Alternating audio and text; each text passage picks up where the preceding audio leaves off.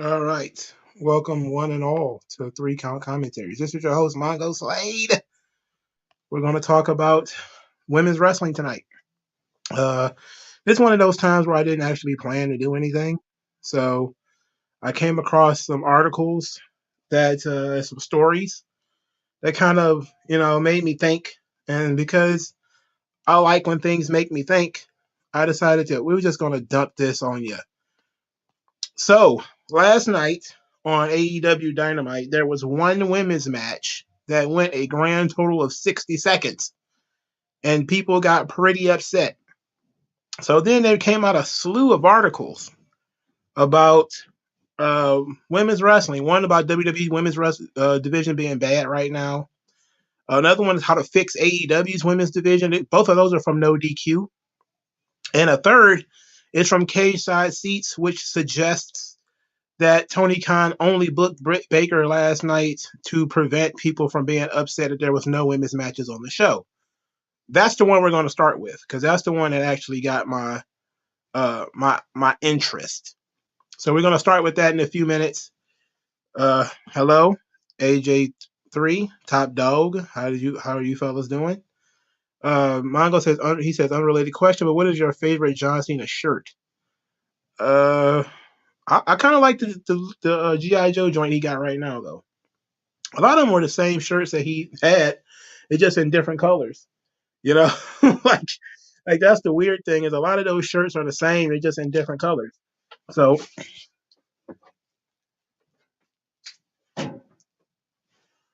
I don't really,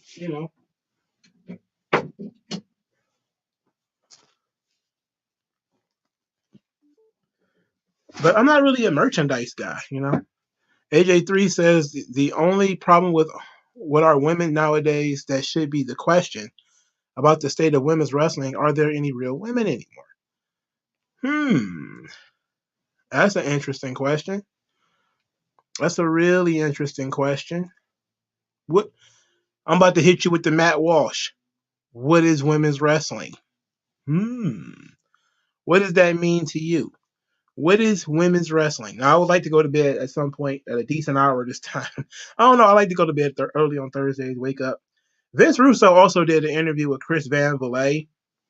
Hello, WG Phil. And it's been Vince Russo saying the same stuff he always says, So I don't feel like I need to cover it. There was nothing in there that I felt was any different from anything else he said,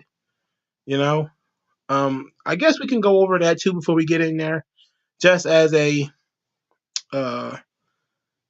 maybe you're not a biologist. I took a class or two. I studied a frame or two. I think I know a little bit about biology. But he once again went on over and over on the matches and stuff like this. But he said something that was particularly stupid. And because it was so stupid, I want to talk about it. But maybe we'll do that later, because I feel like Vince Russo just says the same stuff over and over again. And to me, I don't want to be a hamster on a wheel arguing the same points again and again and again and again. But it is what it is. So there's been a ton of women's things popping out.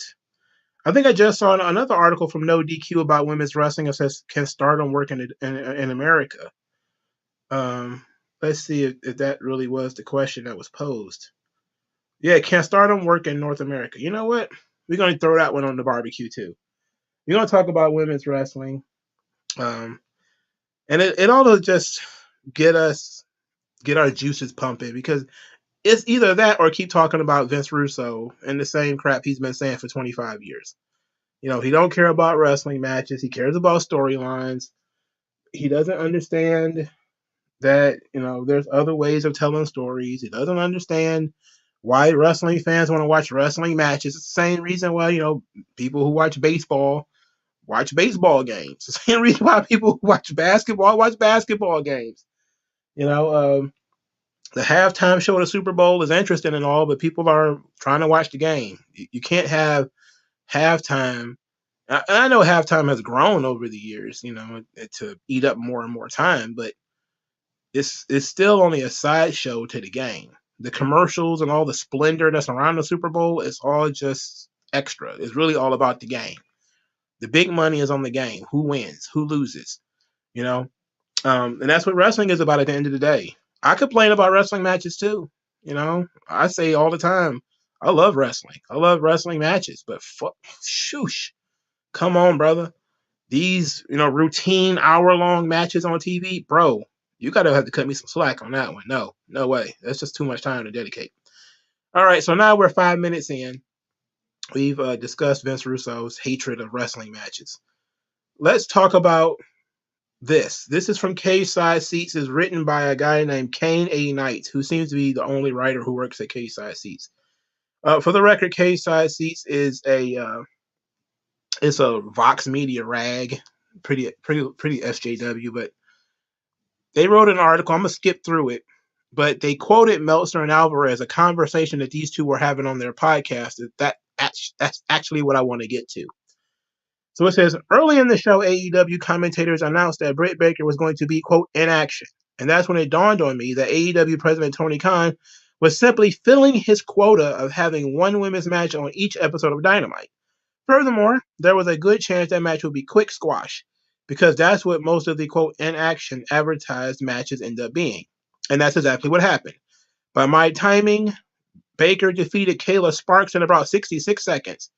If you count the pre-match entrance and post-match celebration, AEW allotted 2 minutes and 34 seconds for the women's segment on the Blood and Guts episode of Dynamite. I'll say this, there is no lamer gimmick on the wrestling streets than these people who watch women's matches or wrestling matches in general with a stopwatch. When you clocking how much wrestling is on the show and you're clocking how many women's matches are on the show, you're going too far and you're a loser. Like, for me, a match is too long when I'm tired of looking at it. It doesn't matter how long it actually is. It's too long when I'm tired of watching it. Sometimes, when I watched wrestling in the past, right? To give you a good example of why I complain about matches now, but I never complained about matches before. When I watch two guys that I'm very interested in. When I was a kid, Bret Hart, Shawn Michaels, the Iron Man match at WrestleMania, I was a fan of both guys. I also knew that match was going to be an hour when it started. Okay. So when I was a kid, I was into it. Every time afterwards they had done a long match, usually I was into both talents that was doing it. As I got older, my interest in a lot of these talents have decreased. So I'm not interested in watching some of these guys for 20 to 30 minutes, let alone an hour. So when I go back and I watch Sting and Ric Flair do 45 minutes, I will watch that. Why? I love Sting and Ric Flair. And plus, they're going to put the match together that's going to be very, very interesting. It's not going to be, stacking big spots on top of each other and burning you out on, burning finishers and kickouts and all this kind of stuff. So I get it, but there's no lamer gimmick. I don't want to go on a tangent. I want to focus. There's no lamer gimmick than walking around with a stopwatch, trying to count how many matches are on the show and all that shit. There's nothing lamer than that. Back to the article. It says, as you might expect, a lot of wrestling fans are frustrated with this latest example of AEW neglecting the women's division in favor of the most everything else on the show. Wrestling Observer Radio's Dave Meltzer and Brian Alvarez discussed this situation on the latest episode of their show. Here is part of their conversation where Alvarez emphasizes the disparity in women's wrestling between WWE and AEW. I also don't like the idea we have to constantly compare AEW and WWE. We got to start criticizing these companies on their own merits. Okay? Criticize these companies to their own merits. What is each one of them doing wrong? Don't compare it to another. It doesn't make sense. I hate the comparisons. The comparisons are very, very stupid. They're trying to accomplish two different goals. And they're operating in two different markets. I will say it should be no surprise that Dynamite did a very, very strong rating and they didn't have any women's matches on the show. I will say that. It's very strange to me that they did a very strong number without a long women's match on the show. Never. We won't go into that, though. Because women can draw. We'll talk about it. All right. So here's the first back and forth between Meltzer and Alvarez. Meltzer, quote, Tony Khan tries to book a women's match on every show.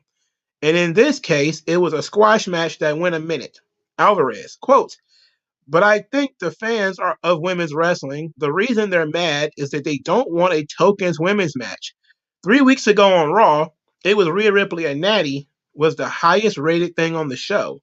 Last week, it was Becky Lynch and Zoe Stark was the highest rated thing on the show. It was 3 straight weeks now that women have been the highest rated thing on the show. The point is, it's clear that fans do want to see some women's wrestling, and they're going to be very angry tomorrow that they got 1 minute squash on this show. For starters, I don't know. I don't do a ratings breakdown. Is it true that for 3 weeks in a row, the women have peaked something on Raw? Because it seems to me that that's mighty suspicious, especially the concept of Natty drawing. Like, come on, Natty ain't no draw. Rhea Ripley, maybe, because she very rarely defends her title, so maybe that was the case. As people are like, hey, she very rarely defends her belt, and she's defending the belt, so maybe we'll watch that. But for it to be the highest rated thing on the show, I don't know. I would have to double check Alvarez's numbers on that. But since I don't care enough to check, I'm not going to. So, Zoe Stark being a draw, forget it. I'm not buying that. Now, he's right, though. Alvarez. These people were very upset that Tony Khan did not dedicate more time to these women's matches on Dynamite. So the article continues. Meltzer goes on to say that critics would be even angrier if there was no women's matches on the Blood and Guts episode of Dynamite, and suggests that Khan's primary motivation for booking Baker versus Sparks was to keep some of that criticism at bay. Alvarez explains why that decision making logic is ineffective. Meltzer, they did it to pacify criticism. That's why they were on the show. That is a pathetic reason to be on the show. I gotta say, that's pretty bad, bro. If you only booking women so people won't complain, why even have them? Like, why even have women's wrestling if the only reason you're going to have it is so people can complain? To prevent people from complaining, I should say. That literally doesn't make any sense. All right, Alvarez's response is, if you want to do something with the women, you have to actually do something with the women. Not just we're going to have a match, we're going to do a squash, we're going to put just something on the show. You're not going to make anybody happy doing that. And guess what? That's perfect right there. I still don't think you should, just put women on the show. Nobody should just be placed on the show to fill a quota. I am against quotas. If I turned on to Monday Night Raw and the show was great and it ended up being an all-women's show, I would not complain. I would probably say where the hell the men go and why the men aren't doing anything on this show. But I wouldn't bitch, moan, cry, whine about it. I'd just be like, hey, the girls did their thing. It was a good show. Not likely to happen, but I'm just saying. You have to look at things in terms of, what they bring into the table. AEW did not have any storylines for the women going into this show. So they had no storylines to further. So it was all about, hey, just instead of starting something, which would have been a good thing, is if you wanted to do a quick squash match and then have that turn into something, I think people would have expected or accepted that. But that's not what they did. They just did the squash match. Meltzer says this, quote, did people want to see Britt Baker and Kyla Sparks do a 9-minute match? No. Alvarez says, well, no. But you could have put Britt Baker with someone that they wanted to see do a 9-minute match. That's the point. But I counter your point. Instead of having Britt Baker do a 9-minute match, how about you do a storyline that would get people interested in Britt Baker again? How about somebody else wins a quick squash match, and then they say, I don't know, who's an underutilized female wrestler in AEW who hasn't been doing much of anything, but hasn't been on TV losing a lot? because I would say like Taya Valkyrie or Lady Frost or somebody like that, but they've been losing all the goddamn time. So I don't know, women's wrestler X or whatever. She would go out there, win her match in 66 seconds, and then say, this is the caliber of competition that I got. I know you can do better than this. How about, I'm going to call out Britt Baker right now. I want to fight Britt Baker right now. And then have Britt Baker come out there and then the girl back down.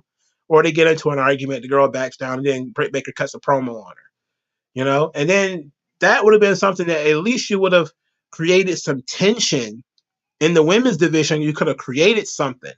When there's nothing, you create something. That's the perfect time to create. And it is when there is nothing there. You can mold things that already exist, but when there's nothing there, that's the perfect time because you can just do whatever you want. So instead of having this Kayla Sparks get beat in 66 seconds or whatever the case may be, you could have had somebody else call somebody else out. Or you could have even done something slick and had, Britt Baker call out Chris Statlander. Say that, she hasn't won the TBS title and she would like to be the TBS champion. You could do that in a promo. Have Tony Schiavone get in the ring. Britt Baker, it's been a while since you've been in the ring. You have, I know you got your eyes on the world title, but what else? And she could say, well, I'm done with the Outcast. I don't want anything to do with them. But Chris Statlander is walking around with a title. Maybe I want a shot at that one day. Just there's something. There's something there, And it also would have wrapped up that storyline with the Outcast because they never did anything in terms of wrapping that up. Now, that was very interesting. So the article continues and it concludes actually. Khan apparently just shrugged his shoulders and threw a pointless women's match on the show because he has neglected to build stories or feuds in the women's division that are as interesting as the odd couple relationship between MJF and Adam Cole, or Hook finally getting his hands on Jack Perry after chasing him down for weeks following a shocking betrayal. Yeah. Yep. That's exactly what happened. That's exactly what happened. He did not create anything that was interesting, so he didn't do it. He didn't do it. Now, he did have a storyline. Remember, it was Britt Baker and this gaggle of women versus the Outcast. He had an angle, He just doesn't capitalize on it. It was repetitive. They kept doing the same shit every week. It was doing the same thing. And now it seems to have spun so much it is unraveled. So I'm guessing ultimately after Willow Nightingale pins Ruby and wins the Owen Cup, now, does she get to wrestle Toni Storm now? That's the only thing that continues this storyline. And Britt Baker was a part of that storyline. Why is she and Willow not coming out there challenging or saying, you girls hurt my friend Jamie Hayter and stole the title, but Willow got some revenge on you guys for that. But now, Willow, I'm going to be behind you as you try to win the world title from Toni Storm. Boom! You could have did that on Dynamite. You could have did it on backstage. You didn't need to do it in the middle of the ring. You could have did it backstage. You could have did it in a quick segment or whatever and had Willow cut a promo about how she beat Athena and she beat Ruby Soho and that she's going to wrestle Athena and take the Ring of Honor Women's title. And then she's going to come back to AEW and then beat Toni Storm and take that title too. And, maybe even have, a Britt Baker behind her making faces, rolling her eyes or whatever. And that could have been something interesting that didn't take a long time for you to do. You have the ability to do all of these interesting things.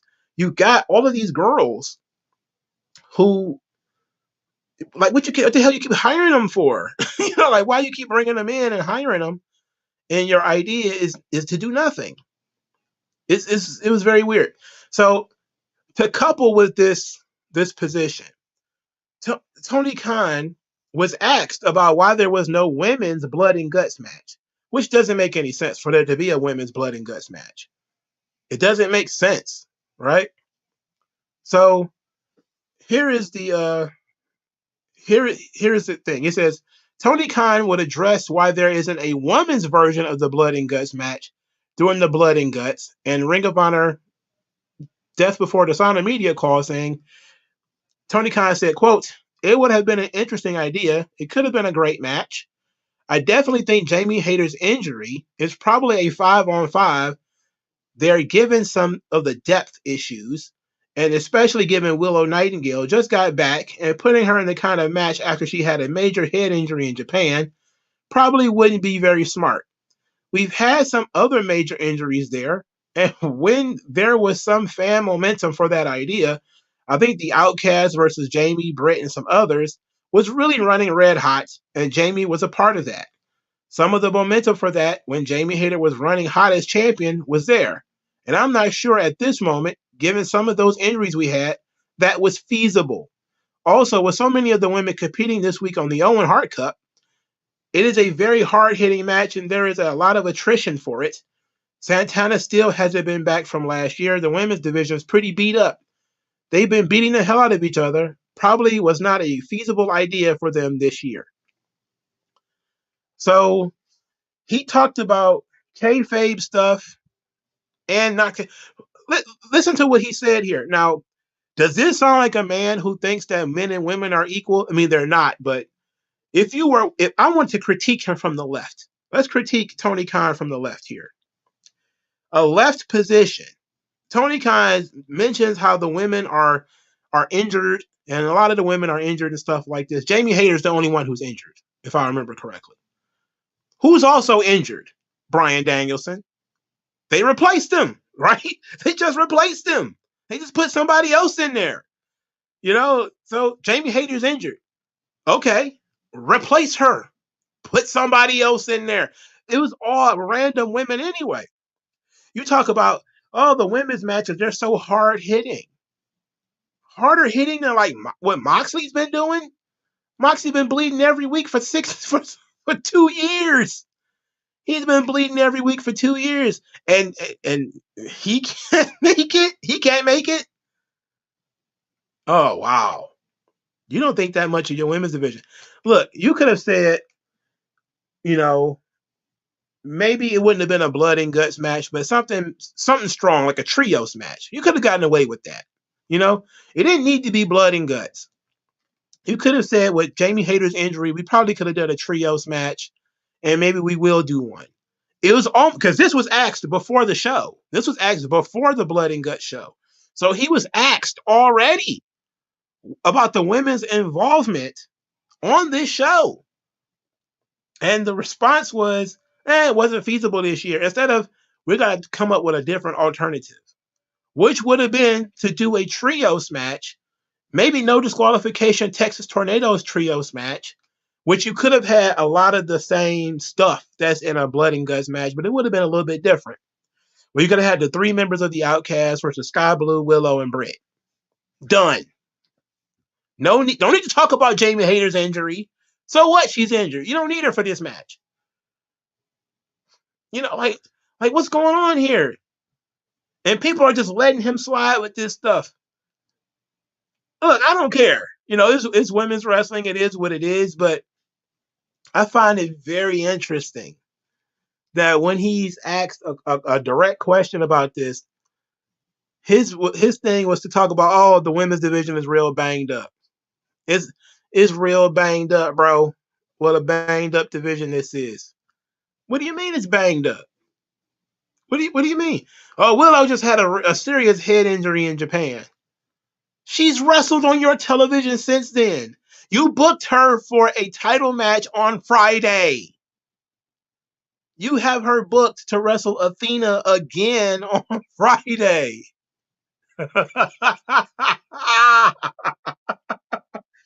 Bullshit merchant.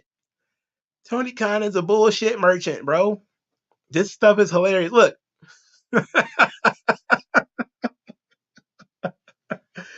It's great.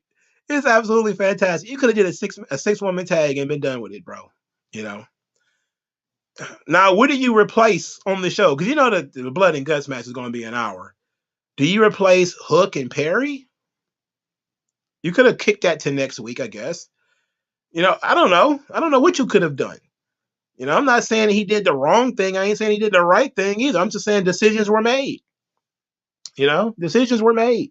The Outcast thing was never stable in the first place because they never had a stable set of opponents. It became Riho coming and going, Sheeta coming and going. You know, the only people that was there routinely was Britt and Jamie. And then when Willow got involved, she stayed in there for a little bit. But most everybody else was in and out.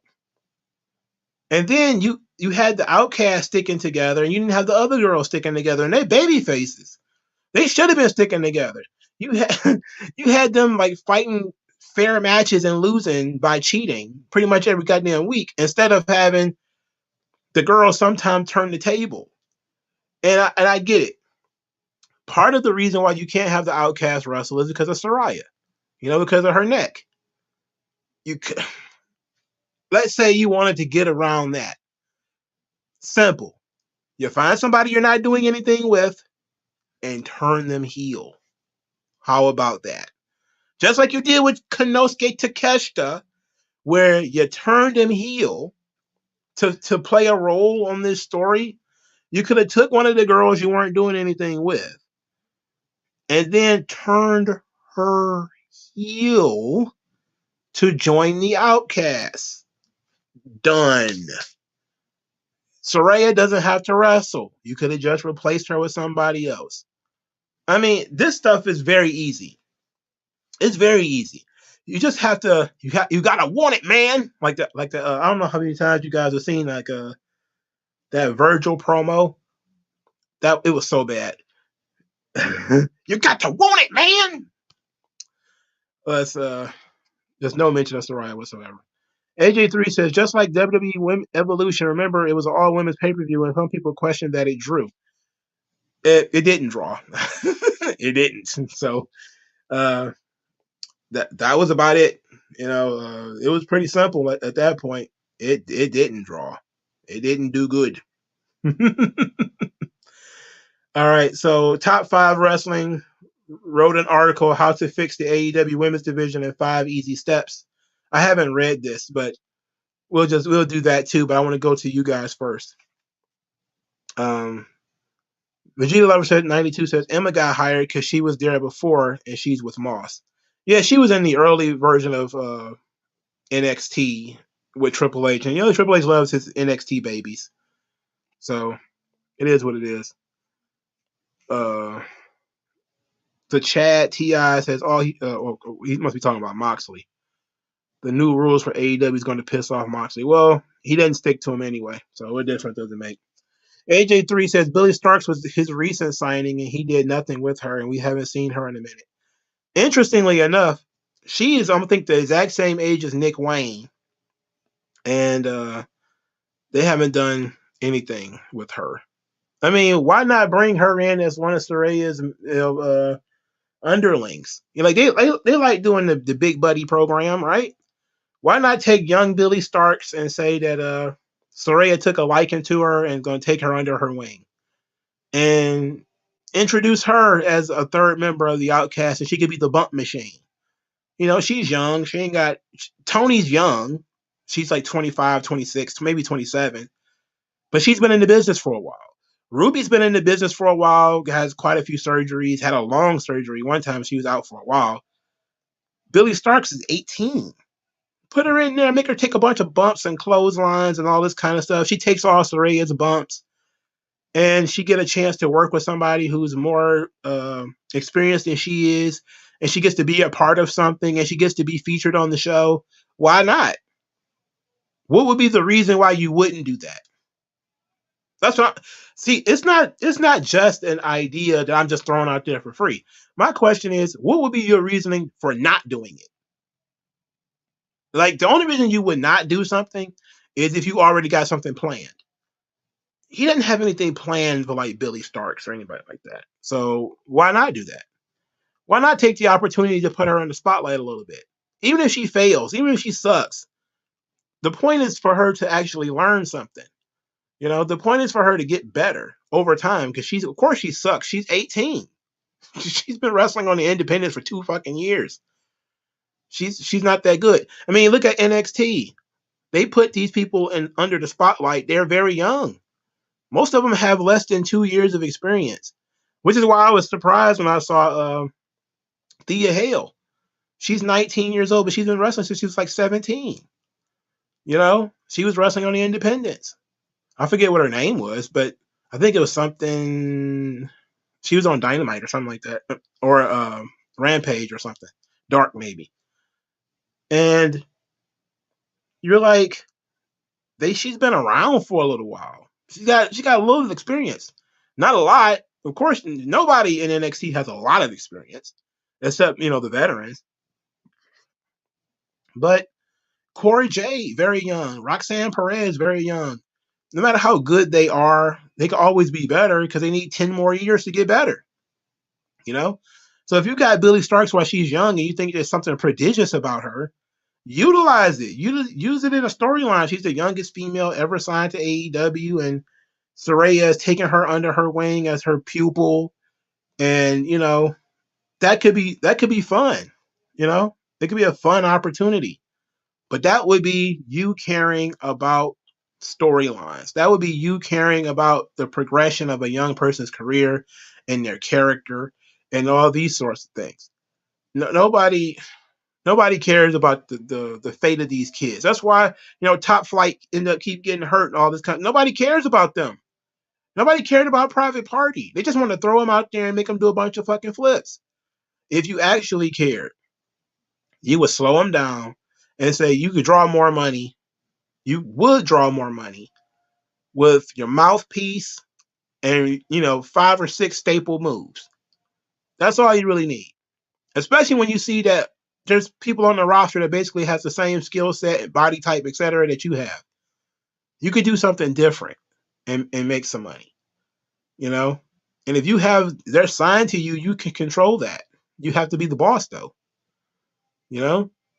And that might mean that you have to, tie the anchor around somebody's ankle and say you can't do all your flips. We're going to have you as a different kind of baby face. You're going to be a different kind of heel or whatever. But I don't understand it. It's very strange. TN Pyro says Toni Storm has momentum and gets no TV time. Does she have momentum? What momentum, actually? I guess that momentum is at the bottom of her lower back. She got a lot of that momentum, I tell you that much. She got a lot of that. AJ3 says her name was Nikita Knight in the Indies before she got signed. I guess you mean Thea Hale? Okay, yeah, that's what you mean. TN Pyro says they got Athena in Ring of Honor. See, they put Athena in Ring of Honor because they didn't want to make her the world champion because she's corny. She's super corny, by the way. Very corny. She doesn't have any charisma. She has very little personality. Which is what we were saying when she was in WWE, but nobody was listening. It was just like, she can wrestle and she can do that one move very, very good. The Eclipse.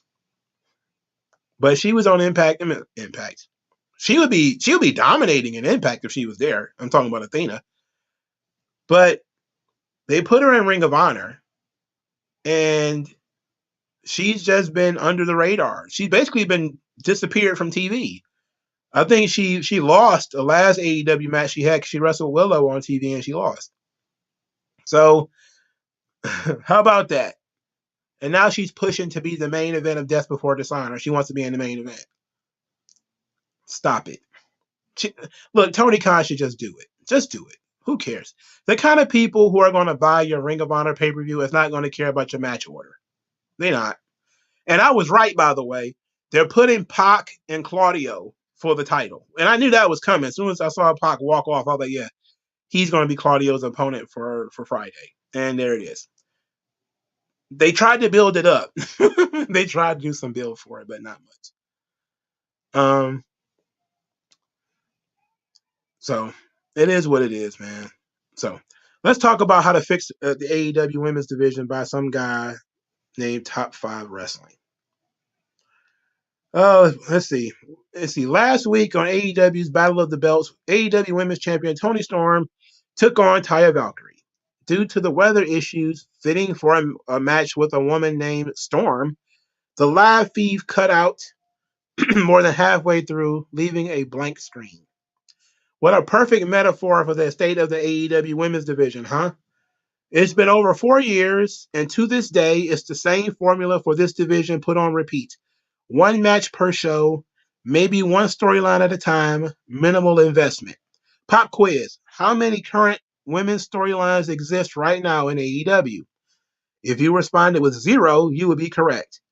This would be made worse by the random and directionless squash match on last night's Blood and Guts episode of Dynamite, where Britt Baker picked up a win over Kayla Sparks in 66 seconds.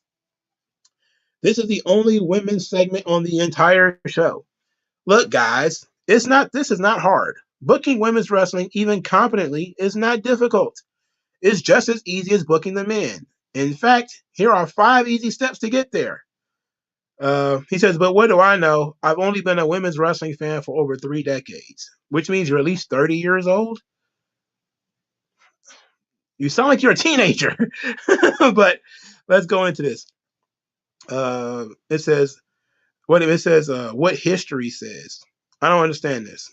Why do I need to have what history? So skip that part. It says, at this point, you might retort, women's wrestling isn't a draw. His response is, nothing is a draw anymore. Fans are loyal to their brand of choice. If the needle moves at all, it's only very slightly. TV ratings aren't nearly as important as they once were. Both USA and Warner Bros. Discovery are happy with the ratings their wrestling brand is getting them. We have 2 top promotions that are both doing well. Comparing the business aspects of WWE and AEW, trying to compare Starbucks with Dunkin' in the best coffee business in the world. Let's skip this to the women's wrestling. It says, step 1, bring the doctor back. Love her or hate her, it doesn't matter. Baker always gets a reaction from the crowd and remains the centerpiece of the division, yet we rarely see her. Imagine if Charlotte Flair or Becky Lynch was healthy and able in WWE and weren't being booked. It'd be a bit of a head scratcher.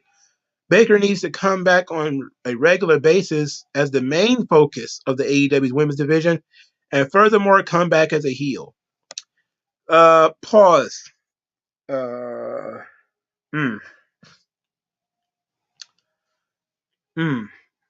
don't know about this. I don't know about her being the focal point. The champion should be the focal point. The champion is Toni Storm.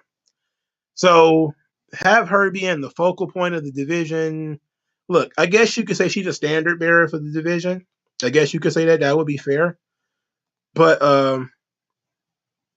let's not with this whole thing. You know, I do believe that Britt Baker was stronger as a heel, though. I will say that. She was a much more interesting character as a heel. He says, we can predict that Jamie Hayter will be healthy by All In for her title match with Toni Storm in London. I cannot for the life of me explain how important it is for Britt Baker to turn on Hayter and cost her the title in this match. In fact, Baker does because so she wants to be the first ever 2-time AEW Women's Champion. Says, yes, Storm was an interim champion, but Baker doesn't recognize Storm's first interim reign. Okay. I don't care. I don't know about that one, dog. I don't know about this. Britt Baker should definitely be a heel, but I don't know if she could be the focal point because the focal point should be the champion. You know, unless there's a good reason, i.e., the champion isn't a draw.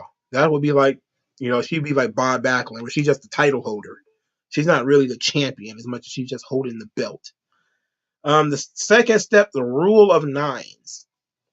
I don't know what this means. He says, I'm not talking about Burn Victims or Really Good Song by Spirit Box. Every show must have at least 9 women minimum featured on it in some form. Stardom doesn't even run weekly shows, and yet a large chunk of their roster is well known by their fans, but we'll get to Stardom later. Wait a minute, every show must have at least 9 women minimum featured on it in some form? That's a random number. Why 9?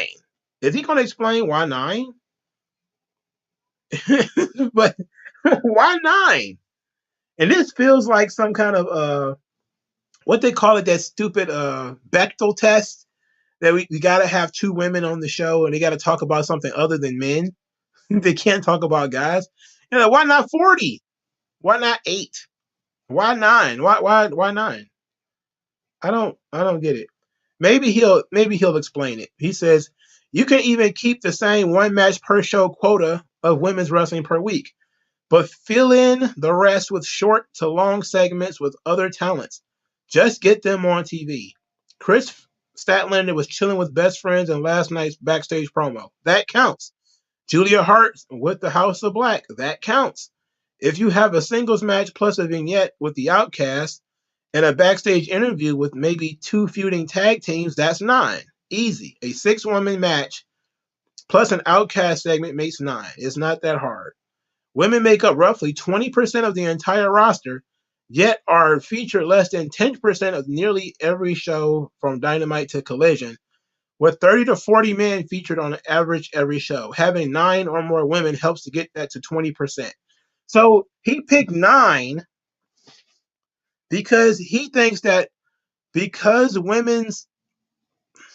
female talent represent not 20% of AEW's roster, they should get 20% of the show. It's literally brain dead. Okay? Literally brain dead take. What an equity best take. Oh my God. Oh no. Oh no.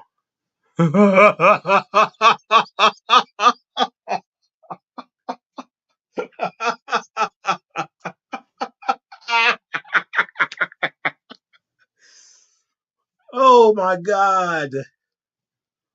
Oh my God. Oh my God. Oh shit. Well, they're 20% of the roster. It should be 20% of the show. Are you kidding me? Just have females on the show somewhere. If a fan shows up with a sign, that counts. No, it doesn't. Do storylines, bro. Oh my goodness. So he says familiarity breeds investment. The Outcasts have slowly gotten over, and with Soho recently in the finals of the Women's Own Heart tournament, and Storm as a strong current world champion, it's been working, believe it or not. It's because they have been on television every week. We can throw anywhere from 9 to 15 women's wrestlers on television every week in some fashion. Oh, this guy. This shit is hilarious, bro. Oh my God. They're 20% of the roster, so they should be 20% of the show. Holy shit. Holy shit. And what does it say if the women's division features women who are not involved in women's storylines or women's segments? Oh, Julia Hart, she's with the House of Black. So what? How does that further her angle? So what? Chris Statlander, she's hanging out with the best friends. Okay, how does that further her angle? That's not furthering her angle. It's not furthering her character. What's happening between these characters? Instead of, are we just playing Where's the Titties? Or like, where's Waldo? Where's the girls? Just gonna be like, there's a girl right there. There's a girl right there. There's a girl right there. And then that's it. We see girl. Like, you have a backstage segment and Lady Frost walks around the backstage. Does that count? Does that count as a women's segment? Because Lady Frost was like backstage blowing on some coffee while Jericho and Don Callis are talking in the forefront. No, that wouldn't count. That's not furthering women's wrestling. That's not furthering the women's division or the women's storyline. What is this guy talking about, man? I'm lost. This is great. I'm glad I read this. This is terrible. Here's his third one. He still got 2 more to go. KIST. Keep it simple, Tony. It says, anyone remember Extreme Warfare Revenge or Total Extreme Wrestling? It's a wrestling booking simulator, and it's quite fun. In the game, there are hundreds of storyline templates you can choose from to carve out your super feud. What? Look, everything has been done in wrestling sans a few exceptions. Most wrestling stories have a template to them, and creating successful women's feuds doesn't need to be difficult. It's all in the basic execution, and he spelled execution wrong. He spelled execution EXCECUTIION.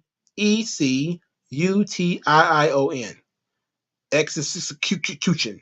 I don't know. And in-ring storytelling and the encompassing premise itself. There are literally hundreds of movies, shows, and video games about vampires, all with similar storylines.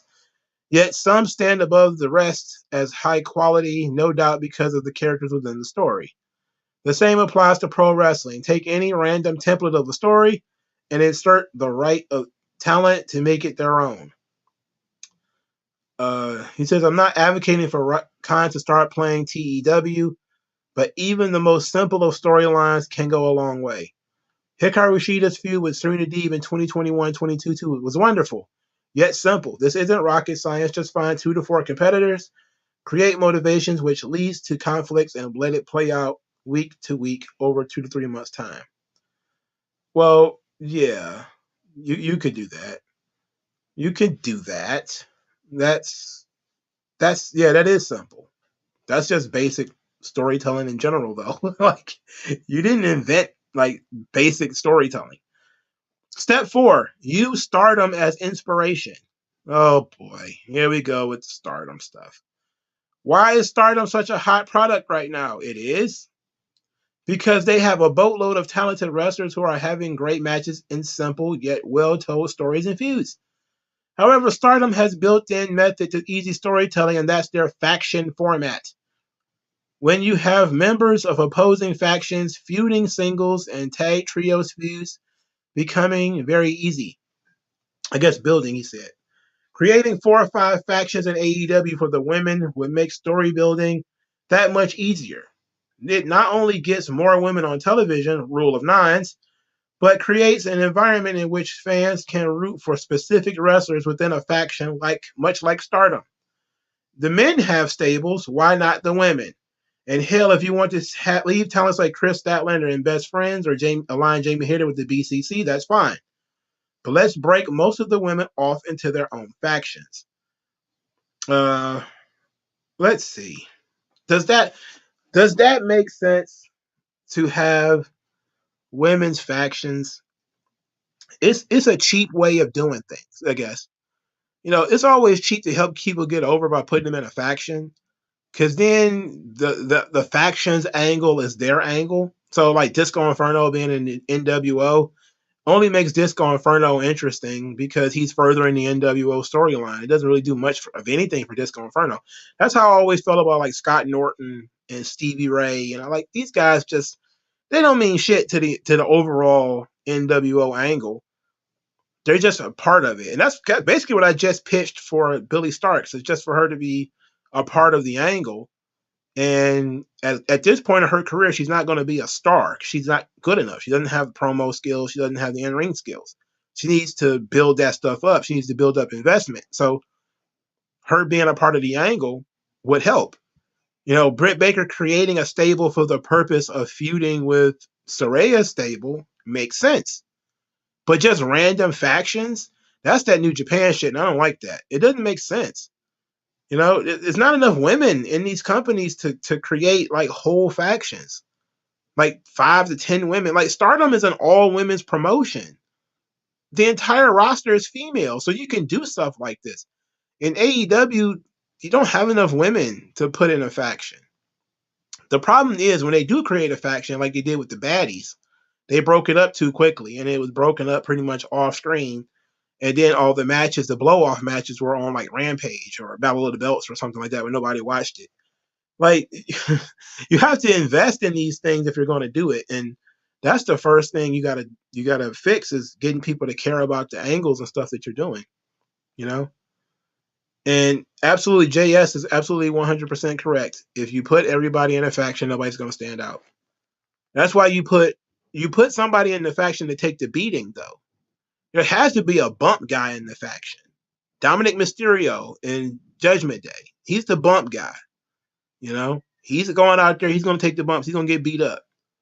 Because he's the guy that the faction is about helping him learn and bringing him along. No, he's not that great right now. That's why he's in the faction. but he's shining because everybody knows he's terrible. And yet he gets a lot of TV time because he's part of this faction, but he's also coming along. He's starting to really get better. You can do that, but the faction has to be somewhat over. And then you have to, if you do it with everybody, then it's not going to work, because then it becomes a formula. So you have to do it in a way that makes sense. Like AEW doesn't do very good with their factions anyway. After they blew the Pinnacle, I really don't trust any faction that AEW creates. Why would you? They blew the Pinnacle. The Pinnacle was good, and they blew it. All right, so top 5 wrestling. His number 5 made me roll my eyes. Oh my God. Women's Tag Team Championships. Oh my God. Oh my God. Another women's belt for them to never use, never defend.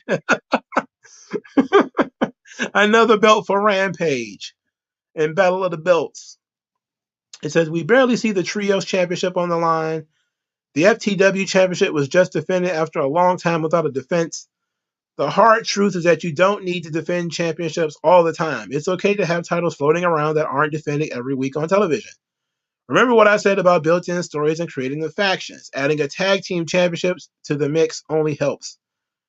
I wouldn't even care if the championship like this is defended once a month. Even on an AEW pre-show, it still legitimizes the division, and it puts these faces on TV screens more. Yes, there is enough talent to do this. There's around 30 women on the roster, which means 28 aren't holding championships. I think making room for 2 more is not a problem. It's a great way to introduce some new factions and elevate the division as a whole. I will say this. I'm not wholly opposed to women's tag team titles. Again, if you're going to have women, they need stuff to do. And championships are good to get people on TV, like you said, to help people get over. It's also good if you want to do the buddy system. If you wanted to have a young talent that is green and kind of shitty, like Julia Hart, pair her up with somebody who's older, who's got more experience as a tag team partner or something like that. Yes, that's a good idea. That's a great idea. The problem is, I just don't think Tony Khan is dedicated enough to make it work. WWE isn't dedicated enough, and there's more women in WWE than there is in AEW. And WWE doesn't even have the dedication. And I keep saying this over and over again, that it would be easier if you just put the people that you're not using in tag teams, and special right there. Oddball tag team. Oh, I don't know what to do with these guys. We got Paul Roma over here, and we got Hercules Hernandez over here. What do we do? Okay, we're just going to slam them together, and there it is. Power and glory. Just throw them out there. Who cares? If they get over, good. If they don't, who cares? It's just something because we're paying these people to do nothing. So I agree that maybe tag teams might be the way to go. I don't think it should be factions, though. And I certainly don't think there should be like 150 fucking belts. There's already too many belts, man. Like unless if you're gonna ban like the Ring of Honor belts from being on AEW TV, then it'd probably be a little bit easier. I would ban all titles that are not mine anyway. Like all the New Japan stuff, it wouldn't be featured on my show. That's just me though, and I'm an asshole. I would say, hey, if I'm gonna invest millions of dollars on my product, I would, expect to use all of my TV time. Here is his final segment. This is all elite wrestling, not analytical elite wrestling. Khan can take all the analytics he wants and shove them. It's not as if his TV ratings are improving hand over fist right now. The fan base has steadied. Warner Bros. Discovery is happy, and the 800K to 1 million mark is probably where the company will be at for some time. As long as AEW appears on cable every week, I'm a happy fan. Booking your women properly won't do a damn thing to hurt the ratings. Hell, it may even increase them and bring in some of the female demographic. Pause. Who's to say that females care about female wrestling? I have yet to see any figures that show that increase in female fans, it comes from increase in female wrestlers. The only thing that I have seen is that things like Total Divas increased female fan base. That's what happened. It wasn't women's tag team titles or any give divas a chance or anything like that. What happens is they started doing more drama, reality based soap opera stuff, and that got the women involved. Now they started watching Total Divas and Total Bellas and all that stuff, and that increased their female viewership. But the female viewership was still about the same, which is about, I think it's 60-40. I think last Stephanie said it was a couple of years ago. The WWE, 40% of the audience is female. I think it's been that way for a long time. So to say that it's not going to hurt, look, there's no telling. There's no telling what's going to hurt. But I don't know. At this point, bro, does it really matter? That's my question. Does it really matter? Continuing, he says, respecting your women's wrestlers. This is what it comes down to: respect. The division isn't booked with a shred of respect right now, and has been struggling to do so since AEW's inception. Again, and I repeat, booking professional wrestling is not that hard. However, fitting the right pieces into place when it comes to characters and motivations is what makes the difference in a story or feud. But if it isn't as if TK isn't trying. If I were Britt, Jamie, Tony, or Rosa, I would be disappointed at where the division is currently. An afterthought. It doesn't have to be like this because, as mentioned, this can be easily done. He said women's tag team championships and factions. That's his response. Factions and women's tag team titles. I don't know, man. Factions, that's crazy. So many people are unover. Why would you want to do factions? Why would you want to do that? The women's tag team titles, I'm not opposed to it, but there is a lot of belts right now, and most of the girls are not over, and they're not featured, and you're not doing anything with them to get them over or featured. And plus, I think the boat sailed. I think when they did that tag team women's division, what was it, 3 years ago? Maybe 2.5 years ago? And they had Diamante and, what was baby girl name? Ivelisse. They had them running around with those goddamn medals around their neck.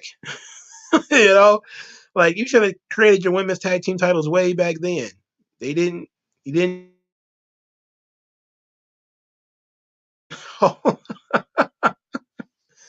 This was not good. Look, I appreciate his passion for women's wrestling, his 3 decades of fandom of women's wrestling, but trying to turn AEW into Stardom, that's not going to work. Stardom is in a completely different country, in a completely different culture. This is North America, United States. It's not going to work that way, So for me, it's no good. Let's get to you guys, and then we'll get to this final article. Hopefully, we'll get done in like an hour and 30 minutes. The Don TV. What you enjoy more, Miz and Mrs. or Total Bellas? I like Total Bellas. Only when Cena and Bryan were there. Well, good for you, because I don't watch reality TV. Did Triple H write this article? It feels like it, like somebody trying to sabotage Tony Khan's show. You know what you need? Factions. Girls' factions. Just stack them on top of each other. Put them all together. Just all of them over here. All of them over here. Push them together. It's like the old man says, vanilla, chocolate. Yeah. It's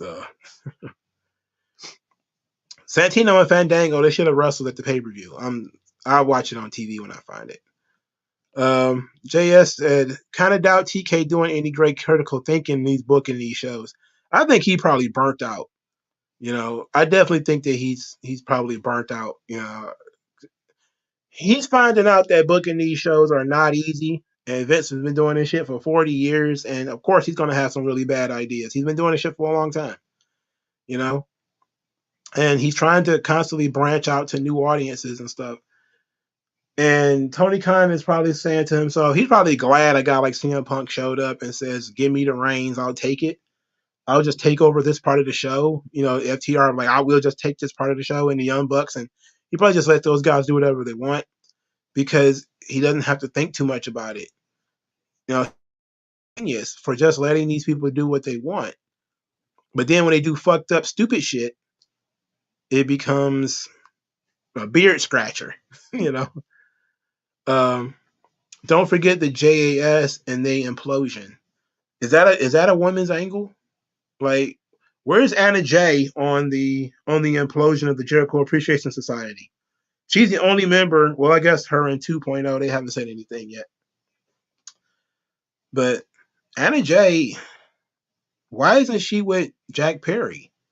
It's a slam fucking dunk. They're already together. Just let them be together on screen. What is the problem here? Cross-face commentary, push the women with charisma and personality and then give them a planned out story. Oh my God, that sounds just like regular storytelling. Find people with charisma and personality and then put them on TV. Holy guacamole. You know, it's literally inventing oxygen. Simple stuff. It literally doesn't make sense. He says, what the fuck? The women do have factions in their division. Yeah, but he's talking about these New Japan like factions where there's 4 or 5 people in the group, you know, and most of them are like nondescript. They're there for no reason and nobody cares. New Japan factions are almost always that way. One top guy, a tag team of some description, some lame 6-man, then a bump guy who's just in there to take a bunch of losses and shit, you know. JS says, why would you want most of the division in a faction? He thinks that it's going to make everybody more interesting, but it's just going to crowd everybody. You have somebody who might be a star, and they have no ability to stand out because they're surrounded by other people. You know, like when the Rocks really started to break out of the nation, what happened? They started breaking up the nation. You know, when China was really becoming a star when it comes to DX, they started breaking up DX. That's all that would happen anyway if you create a faction. As soon as one person in the faction started getting over, they just break up the faction. You know? Because they're not going to want the other people to weigh that person down. You know? And that's why factions end up breaking up so quickly and breaking up so much. Unless it's built with one guy in mind, like the bloodline, you know, or evolution, you know, eventually as soon as somebody starts to break out, they break the faction up. That's what happened to the Shield. Roman started getting over big. And then they said, okay, we're going to break the Shield up. If you listen to Moxley or Rollins, I think it was Moxley maybe, they said they were talking about doing a 2-on-1 match. It was going to be Roman versus Rollins and Ambrose. And the plan was to break them up like a year before they actually did it because Roman was getting over at the Royal Rumble that year. I think it was 2015. And they were talking about breaking them up then. And they ended up talking them out of it. You know, look at New Day. When one person starts to break out, they wanted to break out Big E, they separated him from New Day. That's the nature of the beast. Unless it's like DX where it's built around Shawn Michaels or something like that. You can't have a faction of 4 or 5 people that are over. You know, it don't work that way. You know, look at Judgment Day. Judgment Day would be so much better if they focused on one talent to get over and then really worked to get him over. Dominic Mysterio probably got most of the TV time because he was in the one in a story for most of this time because he was, you know, feuding with Ray. And that's why he's the most over guy in that faction. But the faction is not built around him. For some odd reason, people still think that Finn Balor is the leader of this faction. I don't know about that. I look at the faction and say that it really should be built around Rhea Ripley. You know, she's really the star of the faction. She helps Dominic quite a bit, but she's really the star of the faction. You know? But there's no other women to crowd her out, so it makes it easier. If Judgment Day had 4 women in it, Rhea Ripley would just be the big one, and that would be it. It wouldn't be that much. Stone Mexican guy. Women's wrestling has been crap for a long time. Now that OnlyFans is a thing that can get an audience and get nasty like Mandy and make money. I want Bailey to have open an OnlyFans. Auntie Pam is too shy to have an OnlyFans. She's too classy and dignified. I'll have you know. Kevin Abreu says, you know why the storyline between Trish Stratus versus Mickey was really good? Because they care so much. But right now, they don't have no passion. I think it was also because it was at a time where they were allowed to be edgy. and Vince was letting the characters really run. You know, Mickey James having a story where she was obsessed with Mickey James being obsessed with Trish Stratus, and she had all those pictures of Trish in her room and stuff. That was gold. You know, that was gold. That was good shit. All right, that was good shit. I love that. Like, why they're not doing that stuff today, I don't know. It's Triple H. You know, he don't give a shit about the women's division. He just don't care. You know, he just wants his girls on the top of it. You don't care about what happened to the rest of them. He just wanted to populate the division with his girls. That's all. Um, Crossface commentary says, I don't think AEW fans like the women in general. I think what it is they like work rate and they want work rate women, but it doesn't attract the casuals. And AEW, despite the fact that they claim that they're not chasing casuals, they are. Everybody is. I mean, everybody wants to get people who want to watch their show. That's why they diversify so much. You know, look at what Hollywood has been doing in terms of diversity. They're trying to get more people. Start putting black people in westerns because they want black people to start watching westerns. I mean, they start putting gays in westerns because they want gay people to watch it. You know, like it's the same stuff that they're doing here. They think, but I don't know that kind of representation actually works. I haven't seen any information that show that stuff works. You know, it mostly pisses off the people who are already watching it. That's usually the result. You know, is you start changing the nature of what people are watching, and then they stop watching it. You know, like women's wrestling will get over if you position it like men's wrestling. You know, it is what it is. Like you don't need to do lingerie pillow fights and bra and panties matches. You don't have to do that stuff. It helps because especially if the women are beautiful, it helps. But because sex always sells, sex will always help. But if you take an interesting angle and actually just let it run, people will get involved with it. You know, WWE did like a 4-month feud between Alexa Bliss and Randy Orton. Like that was ridiculous. You know, that was ridiculous. Why would you consider that? But they did it because they figured it was working. Alexa Bliss as being creepy as hell was working, so they let it go. And that's what we got. You know, it was a weird time. It was a very weird time. But I think part of the reason why some of the women's division stuff is not working is because all the women are beautiful. A lot of them are very beautiful girls. They have no personality. You know, they need some bull Nakanos. They need some ugly chicks in there. And I think that's why they make Rhea Ripley wear so much makeup. I think they want to make her the ugly girl. Because she wears so much makeup that she looks like a completely different person. Like when she started wearing less makeup in her managerial role, she wears less makeup. And I think when they were, I forget what, it was recently, where she basically wasn't wearing, I think it was in England, she wasn't wearing makeup at all. Like she just, you know, she looks normal. She's a gorgeous girl. But then when she have this match, and like I said, she comes out like, here comes the axe. Here comes the smasher. Rhea Ripley. Walking disaster. He's like, oh my God. You know, like you need some ugly chicks. And I was going to talk about this on Sunday, and I still am. Ugly is necessary.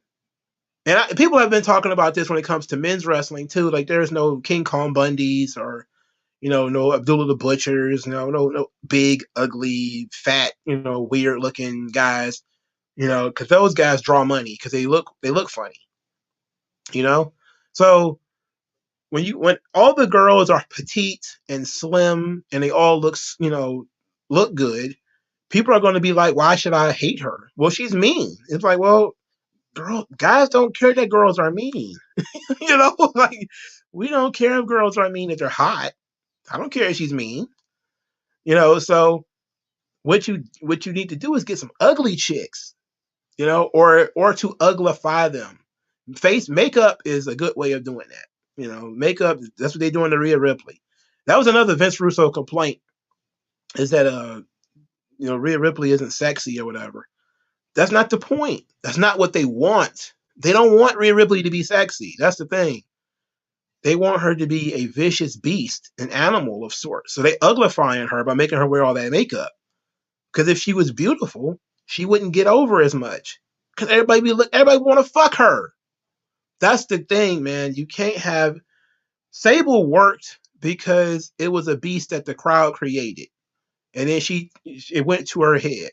But China got over because China was huge, muscular, and for a long time she was very unattractive. And she got over as being the big, scary, man-shaped chick.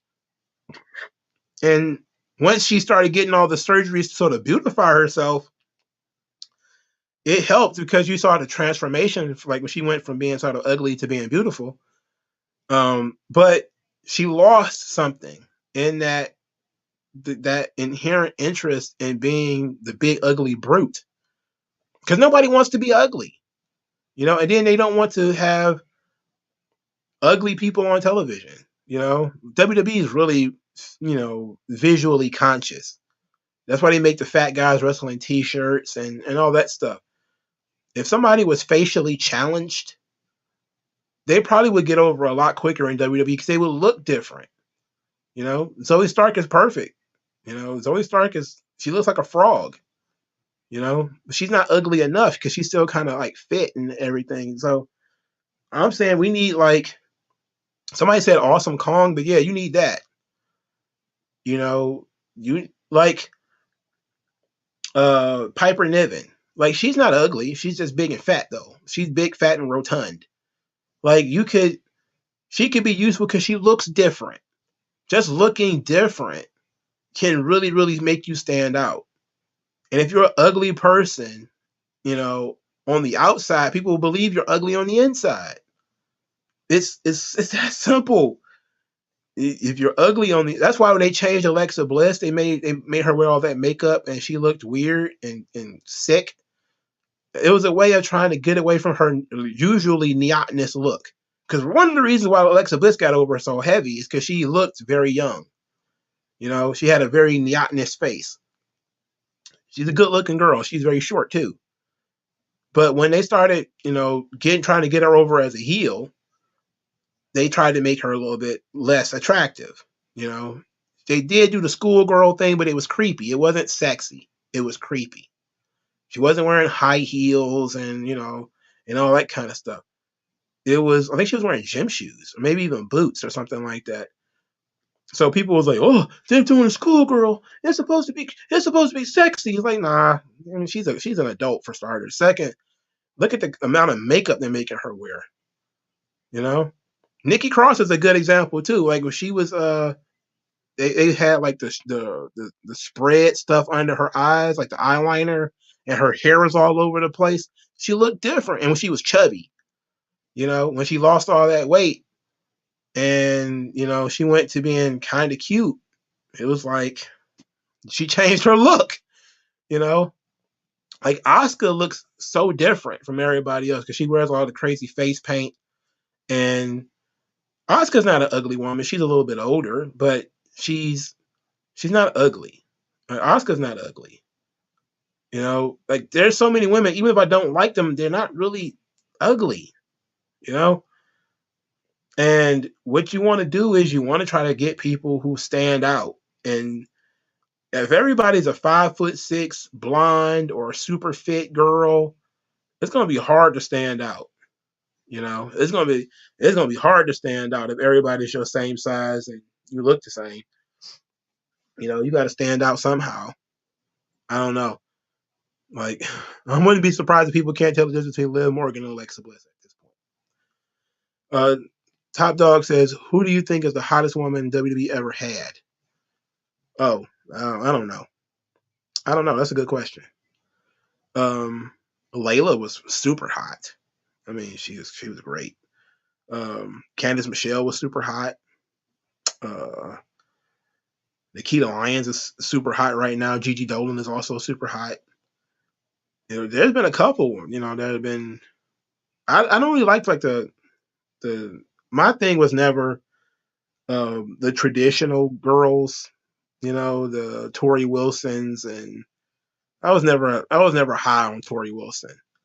I was never high on the other one, the one with the legs. What's her name? I never really was a big fan of hers either. Melina, yeah, I thought Melina was hot. Um, uh, but the ones that they thought were traditionally beautiful, I always thought was kind of mid.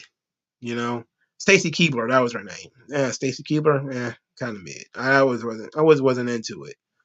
You know, um, I think I'm one of those guys. It's partly about how you carry yourself because, like, again, a lot of these women are good looking, but they don't carry themselves like Mickie James is super hot too. And Mickie James is incredible. She's still hot. She's in her 40s and she's dynamite. You know, but it's hard to say like which one was hot. Crossface says it helps that Alexa was good on the mic and had charisma. Yeah, I mean that's the number one issue is good looking girls with no charisma. That's the number one problem. Even more so than the booking. No matter if you want to talk about the in-ring work, no matter what you want to talk about. When it comes to women's wrestling, the number one problem, charisma. There are not enough women with really good charisma. Not enough women who are really good promos. So when somebody does come along that has charisma and that has a promo, they stand out. Britt Baker, Charlotte to a degree. I think her mic skills have degraded. Sasha Banks' mic skills degraded, but she could talk. She was good at first. Bayley grew into it. Becky is starting to diminish a little bit. Trish Stratus was always good on the mic, even though she's kind of mid right now. There is a lot of people, that exist, and they just exist. If you want to stand out, you got to be able to talk. You got to have charisma, and charisma is something that's hard for people to define because charisma is simple. You have a guy like Brian Cage. He can't get over to save his fucking life. Have a guy who is similar to him, like Sid Vicious. Couldn't do half the shit Cage could do, but everybody loves Sid. I have never met like a real solid wrestling fan who thought, oh, I hate Sid. Like, are you crazy? Sid just has a magnetism about him, an energy about him, an aura. It's called fucking charisma, That's what it is. When you're just like drawn to something and you're like, what is it about this thing that is just like, it's got me trapped. And I'm just kind of like, this guy's fucking interesting. That's charisma. Actors need to have charisma. Football players, it helps, if you're going to be, doing interviews and stuff. But in real athletics, you could be fucking David Robinson or, Dirk Nowitzki and just be like blandly competent at your job and everybody will like you because you're blandly competent. They'll never see you as a superstar. Look at Allen Iverson is considered a superstar. He never won shit. There was a bunch of people who are blandly competent at their job. They couldn't cut, good promos but they could put the ball in the hoop and their team wins and they won championships. But you talk to the average person about whether Allen Iverson was a bigger star than they were. They was like, yep, absolutely. Why? Allen Iverson had a mouthpiece. He could talk. He had a look. He did something different when he was smaller than the average point guard. He did something different in sport and he stood out. If you want to be in show business at any level, that's the key. You got to have charisma. It's the same thing when it comes to pretty much anything, man. You got to be able to entertain. You got to have charisma. So many of these girls are just knockouts. Great asses, nice plump cheeks, very young and neotness in the face. Attitude, personality, flat. Just straight up flat, And it's hard to get people to care about you when you're flat. That's why Sunny works out so well. Sunny had a personality, She wasn't just blandly good looking. You know, it's crazy. Why is everybody talking about Kelly being top 5? Kelly is the number one person I'm talking about here as far as being pretty with no fucking charisma. Everybody liked Kelly because her gimmick was that she stripped naked pretty much all the time. That was part of her gimmick, is that she was this young, dumb girl who, okay, I'll take my top off. And they did the same thing with Maria, where she was a ditz for all those years. I swear to God, when I first started hearing Maria talk after she was doing the ditz gimmick, I was like, I didn't believe it was a gimmick. She was so good at it. Like, she was so good at being a ditz that when I started seeing her after she left, I was like, she does not really talk like that? Like, wow. She was so good at it. I wish she had been a ditz the entire time. She was so much better at that. Kevin DeBray, you stop playing with me, man. Don't play with me. Don't play with me. Don't do that. Let's move on to this final thing. I'm trying to get out of here. My phone about to die anyway. All right, so this one is from Christopher Connor. WWE Women's Division is bad television. Okay, let's see what they have to say. After watching Impact Wrestling Slammiversary and then watching Raw this past week, it's clear as day that women's wrestling in the WWE is at a low point. Not the wrestlers' fault, but the fact it seems that Triple H / Vince McMahon either have no clue or don't care. And considering the talent on the roster, this is the lowest point in the company for women's wrestling. They gotta stop letting teenagers write these articles, man. This guy's got to be like 15. I'm gonna see if he's gonna change my mind. But he said this is right. Worse than bra and panties matches. Worse than Santina winning the Divas title. Worse than even Trish barking like a dog. At least you could argue either lack of talent or lack of knowing better on how to portray the women. You could at least point to the ratings and just go sex sells. The best thing was people at least cared and watched. Now it's clear creative doesn't care, and the fans are starting to stop caring. This is an interesting piece because this was written the same week that Alvarez is talking about the women's division in WWE is the highest drawing segment. I don't know. Well, let's see what he continues. Start off with the champions. Asuka has been portrayed as a third wheel in her storyline at best and looks weak and lucky to regain her title. This was the Empress of Tomorrow, who Triple H once declared a huge star. Now she looks closer to Gilbert than Goldberg. Well, she's a chicken shit heel currently. That's just her current role. She's not really the badass heel anymore. She's more. This is just an evolution of her character. She can't be the same for 10 fucking years. I mean, she's been in the company for a long time now. Come on, she's evolving. Come on, let's just take a break. Meanwhile, Rhea Ripley is barely defending her title, and when she does, it's against Zelina Vega, Natalya for what it feels like a Groundhog Day matches, and Shotzi. When did Rhea Ripley wrestle Shotzi? Anyway. She is more over right now for being a glorified bodyguard / manager for Dirty Dom than being a champion. Well, this is at least a good point. And it actually shows you how important Rhea Ripley is in that role and how good she is at it.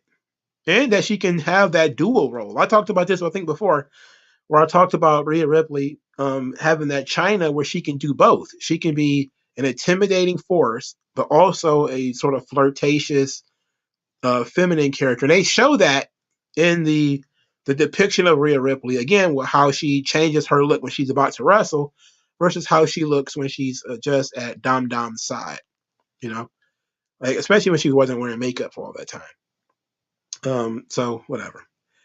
Meanwhile, Bianca Belair, Becky Lynch, and Charlotte all feel miscast in their roles and in staggering feuds. Staggering feuds?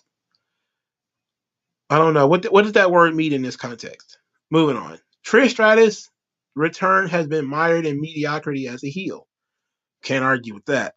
And don't get me started on the women's tag team titles that feel like a crackerjack box toy than the titles they were designed to be. What the fuck were they designed to be except for something to stop Bailey and Sasha from crying all the goddamn time? when you go back to the Four Horsewomen era, that was the point of women's wrestling in WWE. You had great matches and angles featuring all four women in the mix with Naomi, Alexa Bliss, Asuka, and even Nia Jax when she wasn't hurting people. But now it seems that WWE Creative has just forgotten about that and treats the women's division as an afterthought. That is bad for the future, as the last thing you want is for the crowd to view women's wrestling the same way and just head for the snack lines. Maybe it's time to do some drastic things to focus on the talented women performers. Break Rhea away from Judgment Day and have her start feuding with Becky Lynch and Raquel Rodriguez. Turn Bianca Belair full heel and have her target Bayley, who the fans want to cheer. Hell, pull the trigger on a heel Charlotte Flair versus Trish Stratus and a changing of the guard match, a la Hogan versus Rock. You need to follow the product. They already did that. They already did Charlotte and Trish Stratus. They did it at SummerSlam. What was it, like 2 years ago, 3 years ago? And why in the hell would you separate Rhea from Judgment Day? For what? For what? What they're doing is working. If anything, what needs to happen is there need to be more women feuding with Rhea Ripley and getting in her face. That's the only thing I would change in this whole situation. She can feud with Becky Lynch and Raquel Rodriguez and still be in Judgment Day. But let's talk about this real quick, because I think that's ultimately where they're going. Rhea Ripley versus Becky Lynch is a money match. They're not about to do that on a B pay-per-view. So Becky Lynch is still feuding with Trish Stratus, so she can't feud with Rhea Ripley too. Okay, so they're going to do the Becky Trish thing, and then maybe for the next Saudi show it'll be Rhea Ripley versus Becky, and then maybe they're going to the Royal Rumble with that or something. But they need to save something for later. And then also you have to tell stories, like finish up the stories that you have. We're going to have Rhea Ripley leave Judgment Day. Why? To do what? I don't know.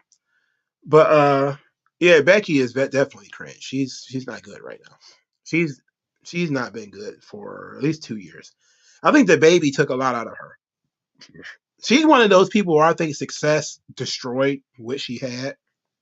The more successful Becky became, the worse it got for her. She was so much better when she was an underdog, and she wasn't the favorite. That's what I liked about Big Time Bex, is that it seemed like they were finally ready to do something different with her, because she wasn't the underdog anymore. She wasn't the poor, put upon, left behind. Like, that's the thing about characters who get over, quote unquote, naturally, is usually they're the poor, put upon. Oh, please just give them a chance, and then everybody gets behind them. But then what happens is when the company really gets behind them, it falls flat immediately afterwards. What happened with Becky Lynch is the same thing that happened with Kofi Kingston, Zack Ryder, Daniel Bryan to an extent. The company actually listened to the audience, and they pushed Becky Lynch into a match they didn't want Becky Lynch in. And then they put her over in the match that they didn't want her in. And then afterwards, it was kind of like, okay, now we're stuck with this Becky Lynch thing. What do we do with it?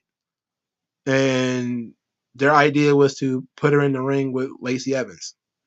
Which, look, I love Lacey Evans, but that ain't what she needed. But then again, what did she need?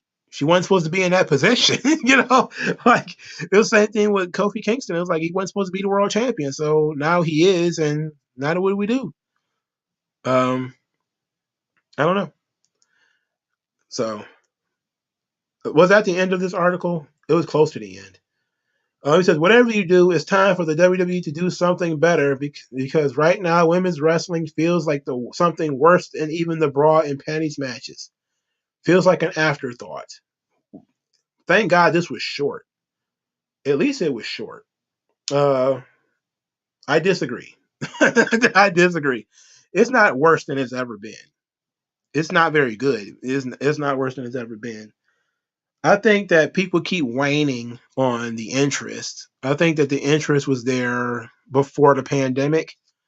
So like from 2017 to 2019, I think there was some legitimate, they give a fuck about women's wrestling stuff. And then they had that Evolution show. I don't remember what that was, but I think that was like the death knell right there. And they was like, if that show didn't sell, maybe we ought to just scale it back a little bit. You know, so now occasionally the women pop a number here and there, but most part they're just not really going ham on the women's division anymore. It's weird because Triple H has been in control, and he didn't even do some of his old gimmicks like the Mae Young Classic or anything like that. He didn't even do nothing like that anymore. You know, I actually didn't like. I actually liked the Mae Young Classic. It was a good idea to bring in women from all over the world. It was smart. It was really good. You know, but he won't even do that anymore. So it was weird. I saw somebody talking about the Iconics here. Let's see. Smooth Realism says, I miss the Iconics. I do too, bro. The Iconics were super funny. They had personality, and that was the charisma and personality. You got to be joking me. He says, how was Vince like, let's keep Dana but fire the Iconics? I think the Iconics pretty much set themselves up for firing. Remember, one of them quit because the other one got fired. So, you know, they wanted to do something different with the Iconics after they won the tag team titles. They figured like, what else can we do with them? And they had peaked, you know. So sometimes it's okay to break them up for a little while just to see what you got and then put them back together later. They did it with the Dudley Boys. They did it with the Hardy Boys. You know, they did it with the Hart Foundation. You know, they break them up, you give it some time, and then you put them back together, just to see what you know. Because the days of because WWE is one continuous story. You know, it's just one long story. You don't go anywhere.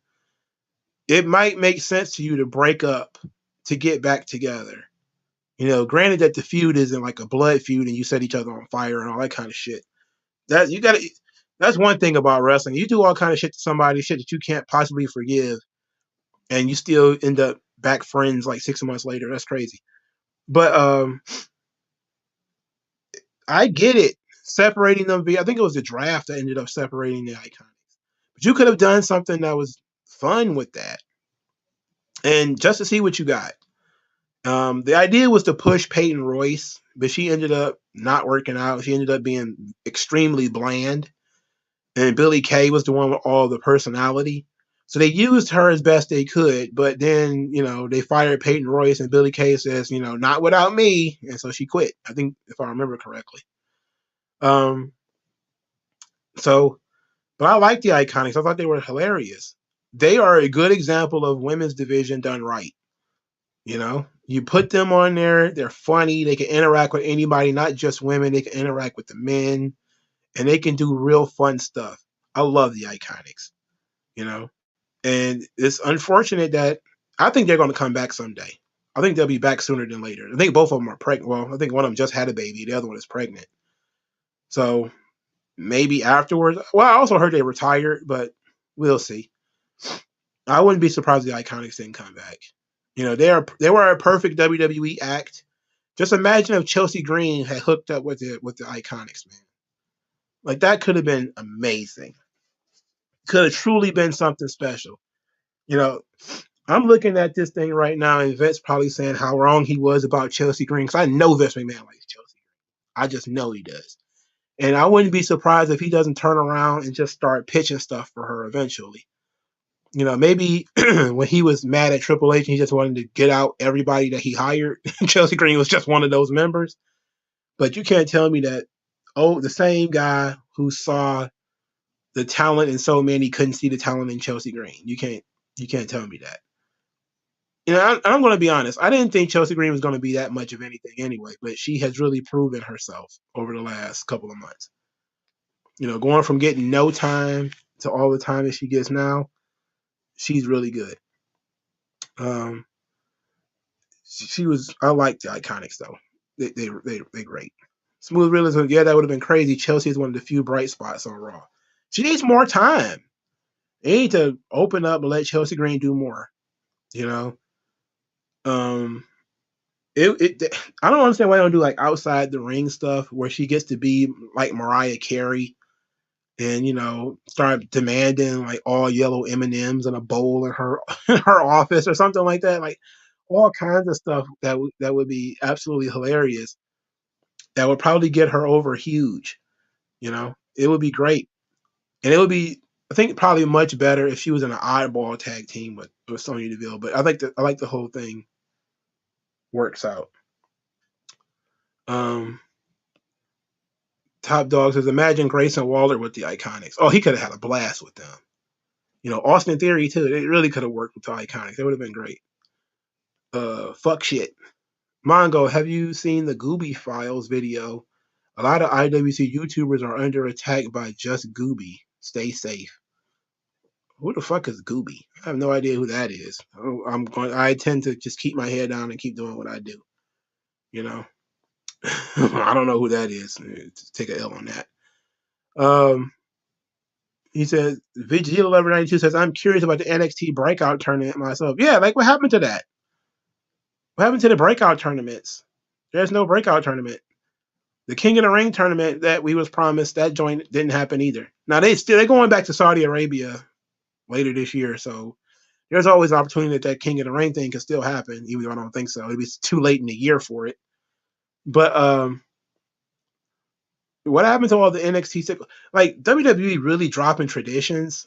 That has been the most frustrating thing in the world for me, because one of the reasons why people love wrestling is they treat it like a regular sport, kind of, is that they love traditions. People love traditions. They like when it's a season, when it's time for something. The All-Star game, in sports, like the Pro Bowl used to be like that when I was a kid, when the Pro Bowl was a real game. Now it's not. Nobody wants to play. And you know what? You're right. Don't play extra games if you don't have to. But the Pro Bowl used to be a big deal. The NBA All-Star game is a big deal. The three-point contest, the dunk contest, all that kind of stuff used to be huge when I was a kid. Because it was all about, part of it was tradition. You just knew it was that time of the year and you weren't going to get this part of the year back. The King of the Ring probably didn't have the same gravitas as, Money in the Bank. But it was also cool to have King of the Ring, to know June of every year we're ready to push somebody who's been grinding on the mid card for the next year is finally about to break through and get a shot. Now the Attitude Era booking was fucked the whole thing up, because no wonder Survivor Series and nothing like that worked after the Attitude Era, but they destroyed every fucking thing. We put King of the Ring on fucking Billy Gunn and Mabel, which Mabel was it wasn't the Attitude Era, but I'm gonna rope that in there. The late stage or the late New Generation era, even though like '96 was Steve Austin, so it picked back up the next year. But it was always special, and very few of the King of the Rings actually went on to do nothing. In fact, none of them, all of them did something. Even Mabel, he main evented the next pay-per-view that he was in, which was SummerSlam '95, an absolutely dreadful match with Diesel. But he ended up being in WWE for a decade. He was still there in 2005. He never became world champion or anything like that, but he was a mainstay on the roster. Billy Gunn, multiple time Intercontinental champion. He's Intercontinental champion twice, I think. Tag team main event guy with the New Age Outlaws, legendary team. Ken Shamrock, tremendous, multiple time Intercontinental champion. Probably could have done more, but apparently he was on drugs or something like that at the time. And he became less reliable. So Edge is Edge, Brock is Brock, Angle is Angle. I mean, you nailed it sometimes. Booker T, William Regal. Yes, there was Baron Corbin, and Sheamus was a world champion before he became King of the Ring. Like there's an opportunity there for tradition, but they don't stick with it. They have no stick-to-itiveness. They don't keep tradition strong anymore, and people would like it if they did that. But what threw me for a loop? Triple H bringing back Fastlane. Like, why? I thought he would be the kind of person that would bring back Starrcade, and try to have like a summer WrestleMania. I mean, a winter WrestleMania. That's what I would do. I would change the second Saudi show to Starrcade and just keep it at Starrcade from that point forward. But Big Daddy V, he sucks. He sucked as Big Daddy V, sucked as Mabel. He just sucked, period. Animal Instinct says, Xavier Woods winning King of the Ring was so pointless and forgettable. Well, the point was he was the only member of New Day that had not won anything, a singles championship. And he said he only wanted to be the King of the Ring. That was his goal. That was his dream. And so when they started doing the King of the Ring tournament, Vince was just like, fuck it, let's let him do it. He was King of the Ring for like 2 weeks, then Roman squashed him, and then that was it. Even though he didn't lose. He didn't even lose that match. he didn't get a rematch though. So and Roman put his crown on and then stomped it. So that was that. I don't know. I think they just had problems making the King of the Ring matter, you know. But my thing is, if you got a guy, or if you don't got nobody for that year, then put it on the guy from last year, the year, you know. Why not? You can win back-to-back tournaments, or you know, it's like, hey, we pushed this guy last year. He didn't really get over, or we don't have anybody that we feel comfortable with going with this year. Let's go with the guy who won 2 years ago, or something like that, or whatever, and just have that way. Like, look at the Andre the Giant Memorial Battle Royal and how sketchy all those winners have been. That's sketchy as shit. But I want them to keep it because it's tradition. People are now looking at it as a tradition. Unfortunately, it's been moved to SmackDown. It's not moved to WrestleMania. It's now WrestleMania weekend and not WrestleMania day, which is odd, you know. But people like traditions, you know. It would have been great, but.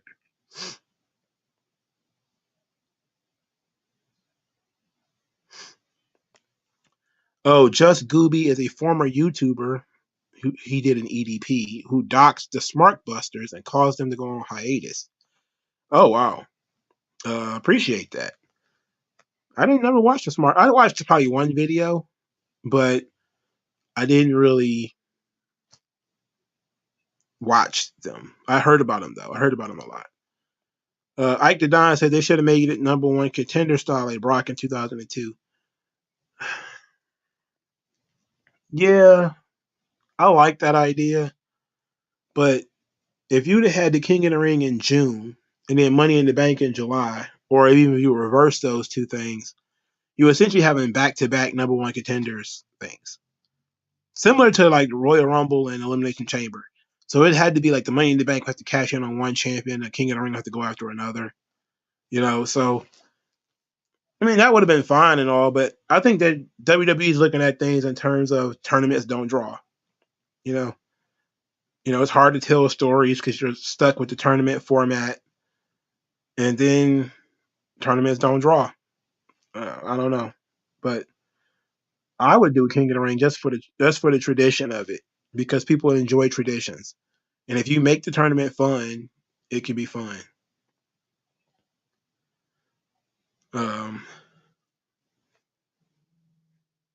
What do I think about Triple H being in creative so far?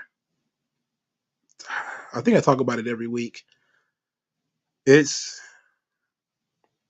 not as work ready as I thought it would be, if we're being honest, but he's clearly pushing his guys, you know. Just the rocket that's been put on Finn Balor, which I don't hate Finn Balor. I actually like him. I just think it's kind of late in the game to do this, you know, like it ain't 2016, you know. So but he's pushing his guys, the people that he probably felt should have been pushed before, but politics or their size or whatever was holding them back. So he's gonna like cut them loose and let them do them. But to me, it seems like unless you're going to really, really, really invest in the big problem with me is that some people who are very talented, or people who had charisma, are not getting the focus because he wants to focus on like Zoe Stark, you know. So some women who might be not as good in the ring as Zoe Stark, but they're probably more charismatic more interesting, can cut promos and get over. They're not gonna. Lacey Evans being one, not getting the reaction. We're gonna put Natalya out there instead. Natalya gets 3 matches with Rhea Ripley, and Lacey Evans can't even get a full promo segment. Like, that's stupid. Like, Natalya can't fucking talk. She can't cut fucking promo. Like, Triple H loves him some Ronda Rousey. That's why, one of the first things he did when he came back is he beat Liv Morgan and put the belt on Ronda. One of the first things he did when he got there in the chair, he got rid of, like, I'm not even a big Liv Morgan fan, but the crowd liked her. She's got charisma. He put the belt on Ronda. Ronda doesn't have any fucking charisma. Well, she has charisma, but she didn't have any passion, and she didn't care. So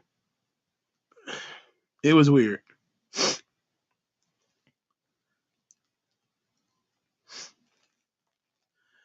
There is believability. Well, true, but and you could argue that Vince probably should never have put Liv Morgan over Ronda Rousey anyway. And to be quite honest, that is true. It probably never should have. Never should have done that. But there are other ways of getting out of that situation, like not putting yourself in it. But you got to learn how to mix and match the characters and stuff. You got to learn how to. That's part of it. What's going on here? Do you think Damian Priest would even attempt to cash in on Roman? I think the fact that he hasn't tried is a statement on the fact that he's not going to. They have treated the Judgment Day like they treated the Bloodline, let's say, like it's in a bubble. Nothing else matters. No one else matters. The Judgment Day exists here, and everything else is operating around them. They don't interfere with any other characters. Other characters don't talk about what's happening with them. They just do their thing. The only people who talk about them are people who was once involved with the Bloodline story. At that point, nobody else matters. So they get their own little bubble of the universe, and that's it. And Judgment Day is on Raw. Even though, it would be nice if Damian Priest popped up out of nowhere and tried to cash in on Roman. I don't think they would do it. Liv will get pushed again. Of course she's going to get pushed again. Crossface comment, do you think women like Lacey Evans, Alexa Bliss are in trouble with Triple H? I think so. I mean, Alexa Bliss, she was tweeting out that she was fully healthy and everything, and Triple H wasn't using her. And then she got brought back for Elimination Chamber out of nowhere, and then that didn't really work out. Because they put her in the ring with Bianca Belair, and the size difference and everything was just too great. It's a lot of little things that if you look at it, it was weird. People were turning on Liv before Triple H, but they weren't turning towards Ronda. That's the thing. It wasn't like people were kind of looking at Liv Morgan like she was kind of cringe because she was doing the hardcore woman stuff and she was jumping off things and going through tables and stuff. So people was trying to look at like she was trying to get a bit of an edge. But the booking of her was not strong at the time. So yes, maybe she did need to lose the title or whatever. I didn't like how she got it anyway, because she got it via Money in the Bank instead of winning it the way she should have, as being the fiery underdog who finally gets over. But Vince did it how he did it. And people did not like the booking, but Ronda. That's the biggest issue right there, man. Ronda was a problem, bro. It's just not working out with Ronda Rousey in WWE.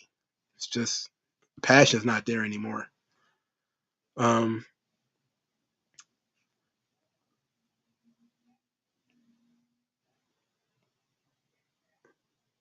Triple H likes manly women like Becky and Zoe.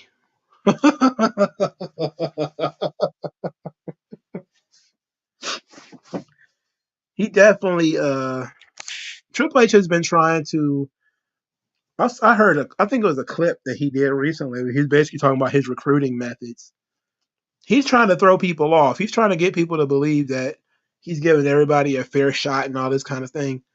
I'm not looking at it in terms of that way. I think he just has his favorites, like everybody does, you know? And I think that he probably looks at it and says, Vince's girls have been getting pushed for a long time. Alexa Bliss and Lacey Evans and, quite a few other ones. They've been getting pushed for a while. It's time for some new blood, which I'm cool with. Just his choices are terrible. His choice was Dakota Kai. Look, I love Io, but you have to present Io like she was in NXT. When she was sort of dark and mysterious and with the vignettes and stuff like that. That was cool.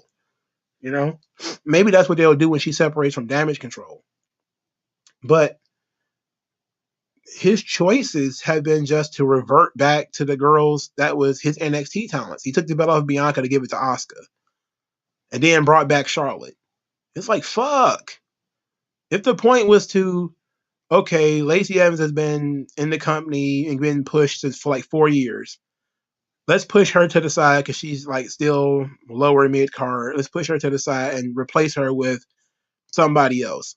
Okay, well, if that person had talent and charisma, I would be okay with that. I wouldn't even be complaining about it. But I would much rather have Lacey Evans on the show than Candice LeRae or goddamn Natalya or Dakota Kai. Like if you look at the people you are putting on TV, you're not putting anybody on TV that impresses me. Like, I'm not mad. I may mention that Riddick Moss had something, but I understand he doesn't have a character right now. So you want to push somebody like LA Knight, who's a little bit older, but he's got everything. He's clicking at the right time. Good. That's the right decision. But when you're pushing somebody who's not over, has really no ability to get over, or they have a natural ceiling, like a Pete Dunne, he's never going to be world champion. So why is we featuring him so much? It's okay for him to be there. We need mid-card guys.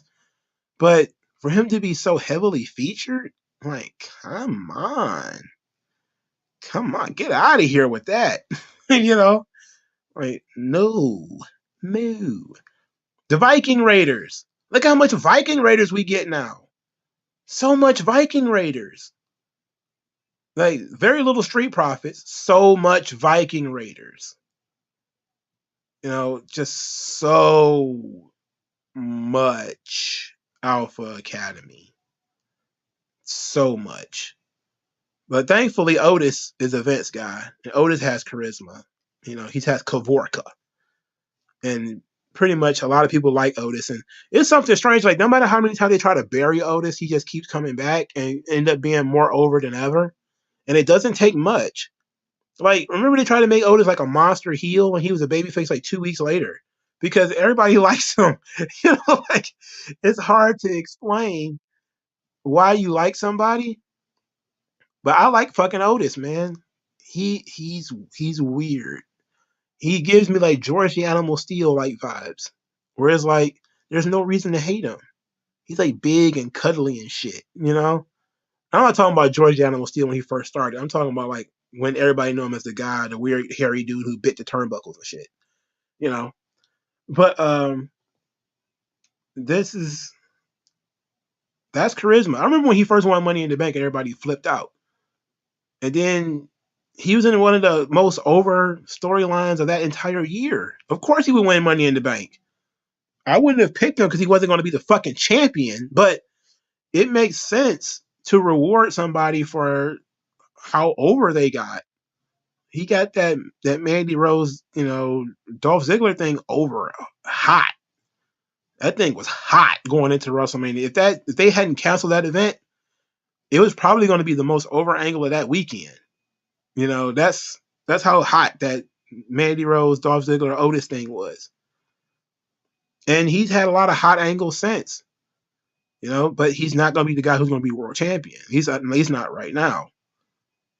He's basically a beach ball with arms and legs, but he's fucking hilarious, and everybody likes him. So it's hard to tell. Doesn't matter how much Triple H tries, Zoe Stark and Dakota Kai will never get over. Yeah, I don't see it. I don't see Zoe Stark ever getting to the level that Triple H wants her to be at. You know, this whole thing with Trish Stratus, I don't think it's gonna make it. I don't think she's gonna make it. I think it's a waste of time, to be quite honest. And plus, I don't think she even fits the Trish Stratus gimmick. It's like if it was like a proto Trish Stratus, like a young girl Trish Stratus, and Trish could like mentor her in a different way, that would be one thing. But Zoe Stark comes across like a heavy. And I'm thinking the end of this story is Zoe Stark turning on Trish and, you know, turning Trish back babyface. And that's really what's going to be the end of it. And I don't think that's going to work. Like, I don't think it's going to work really. And it wouldn't work the other way either. Nobody would boo Trish because they love Zoe Stark so much. So Zoe Stark to me just comes across like somebody you would put in a tag team, and she'd be a great hot tag, and she'll come in zippity doo dah, zippity day, and hit the big moves and win. That's it. I don't really see her as being like a superstar that you put on the front of a magazine or anything like that. It's not just her look; it's her charisma. She doesn't attract people. Um, and I think once certain people come up from NXT, she's gonna get overshadowed anyway, unless Triple H puts like a bulletproof vest around her where they don't allow other people to get over. She's gonna get outshadowed by quite a few girls who are on the NXT roster as soon as they get brought up. But I can't even say that anymore because now Vince isn't there to like save Nikita Lyons or Gigi Dolan from the shitty booking that they're getting. Like usually Vince would be there to be like, okay, you were in NXT, that's a work rate shit. We're not doing that here. You look great. Let's try to find some way of, making you interesting. I think Tony Storm, he dropped the ball there. Tony just couldn't handle it. She cracked under the pressure. I mean, they booked her with Charlotte immediately, which is crazy. That was crazy. They booked her with Charlotte immediately, and she cracked. Damn. Now she's world champion in AEW, but is she world champion really? AJ3. This is Triple H's new way of buried talent. Pairing Trish Stratus with Zoe Stark hopefully gives Zoe a rub for stardom. Unfortunately, the characters don't mesh. The characters don't mesh. There's no chemistry between them. What's the chemistry between Zoe Stark and Trish Stratus? There's no chemistry. They don't look like two people who would hang out with each other. They don't look like two people who would get along. Like, that's the thing. Like, when you create a faction, it has to be people that actually look like they get along. People have more fun with factions when they actually look like people who would get along. The Damage Control looks like a diversity club. It looks like the Burger King Kids Club. Hispanic girl, Asian girl, Samoan girl. What do they got in common? Fuck all, nothing. Nothing. There's no chemistry between the three of them. So no wonder it wasn't working. When you let the chemistry cook, then it gets over. That's why you can't just put people in factions, because it don't work that way. You have to have chemistry. Zoe Stark and Trish Stratus do not have chemistry. They don't bounce off each other well. It's the only thing is Zoe Stark feels the one thing Trish can't do, and that's work rate. But Trish is good enough at taking bumps and has been gone for so long that her body probably feels just fine taking a couple of bumps here and there. But other than that, she can't talk for Trish. She's not big enough to have Trish stand behind her. So she's not even like, she's well built, but she's a small girl. So what purpose does she serve? Like, I don't understand any of that. HBK gave Dakota Kai a crazy girl who talks to an imaginary friend way better than her current version. Even her acting was better. Basically, she was mentally shattered from all of her negative experiences in NXT, and she had schizophrenia, it was interesting, and far more interesting than what she was doing now, which is basically standing next to Bayley. Come on. I don't know. Give Bayley somebody that she got chemistry with, and I think that she can really do something. Like, there's probably some girls in NXT Bayley could bounce off of and really do a good job. Like Bailey had really good chemistry with Sasha because they're already friends. But when you're talking like a mentor position, fucking Io's got more experience than Bailey. She's not older, but she got more experience. Dakota is older than Bailey. So we're like, what do they have in common? They don't have anything. They don't have enough in common. Like you have to create. Like the Four Horsemen were just four guys they put together, but then they found a way to make the four guys work. These four guys, the look, the presentation, they never got there with Damage Control. They never even tried it to put them in matching outfits or bond over something that's similar to all of them. They didn't play off each other very well. Like that's one of the strong suits of the Iconics. Like the Iconics played off each other brilliantly because they were friends. Look at Pretty Deadly. They play off each other so well. When you got good chemistry, it comes across on television. When you don't have good chemistry, it becomes clearly obvious. Or clearly obvious. It becomes clear that you don't have it. It's not there. And Triple H is not paying attention, or either he's being stubborn. It's one or the other. But you should be able to look at Trish Stratus and Zoe Stark and see that it is not working. And Zoe Stark is out of her element in this situation. This feud would be so much better if Trish had a real heater. I'm talking like somebody who was, like a Raquel Rodriguez or somebody like that. That was like a real heater behind her that she could play off of and hide behind and that kind of stuff. This feud would work so much better, But instead, Zoe Stark's going to wrestle Becky to death. Who gives a fuck, really? Who cares? It was dumb. It was dumb. Trish should have been put with Tiffany Stratton. I think Tiffany's it would have been interesting, but I don't know if it would have been right. I think Tiffany's character is slightly different than Trish. But I think it's closer than Zoe Stark's is. I think they could have bonded over some stuff as being like girly girls in this business, having haters and all this kind of stuff. It could have been great. It could have been fun. I think they would have had some chemistry playing off of each other. It would have been fun. But Zoe Stark, nah, that's not gonna work. That ain't working at all. WG Field says, I don't know. In AEW, Tony has proven Vince right. Could have been Money in the Bank. What's up, Dan the Man? First time hopping on here. Thank you. I'm about to wrap it up in a couple of minutes, though. Because I'm getting kind of tired. It's hot in this room. AJ sees the Four Horsemen was really Ric Flair and the Three Stooges, where Flair was the star and the other three were supporting characters, but it worked. Nah, Tully Blanchard had his own thing going. Like Tully had his own thing. Arn had his own thing sometimes.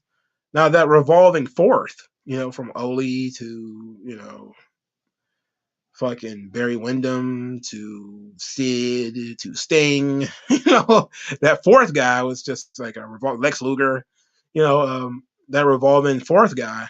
But Flair and Tully, those were two of the top heels in the company. Solo heels. They didn't even need to team up, really. Tully had his own manager and everything. I mean, the characters fit. The characters had chemistry. They could bounce off each other. I could believe that Tully Blanchard and Ric Flair really would hang out. I believe they would hang out. I believe they would hang out with a guy like Arn Anderson.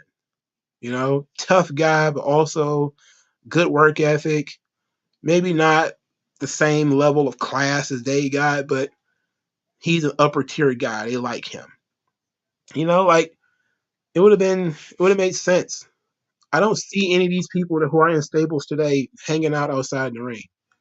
Just seems weird. I don't. Maybe Ruby and Soraya would hang out outside the ring. They're both pale. They look like vampires. Maybe. I could see them being like, college roommates or something. But Toni Storm, I don't know if she fits that. I don't know. Like, I don't know her personality that well. So it's hard to tell. She seems like it seems like they tried to build the Outcast off of being a girl version of the NWO and then stopped halfway, which was a mistake. They should have just added somebody else, at least two other people, which was stupid.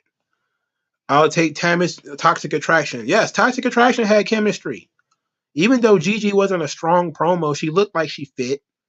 JC Jane had sex appeal. She was very mean, but she fit. And Mandy, of course, the whole thing is built around her, so of course she fits.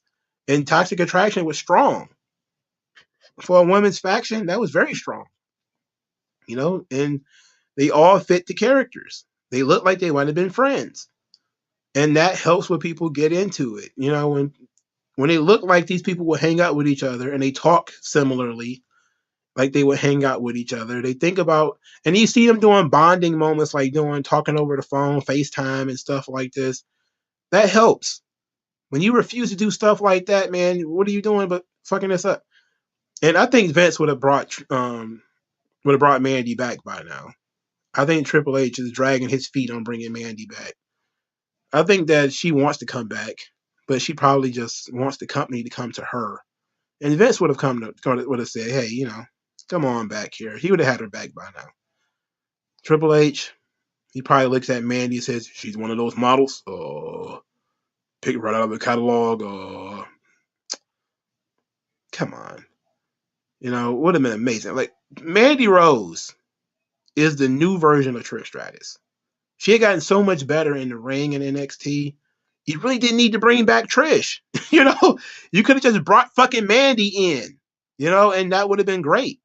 It probably wouldn't cost you as much money either. But, I mean, nostalgia, I guess.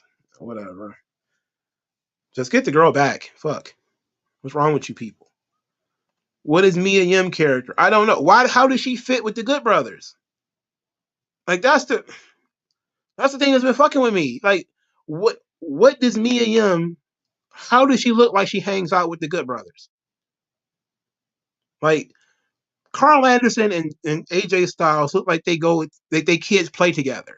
Like, I don't even like Carl Anderson, but they look like two guys who their kids would be best friends. They would sit at the barbecue and drink beer and just be homeboys. And clearly Gallows looks like he would hang out with them too. But Mia Yim, what? These dudes are like three Southern, redneck, beer drinking, eat ribs by the pound, tons and tons of malt liquor and alcohol, country music and everything, maybe a little bit of rap. And then she comes along. She's from fucking California. She's half Korean and black. What the fuck you got to do with these rednecks? You don't fit here.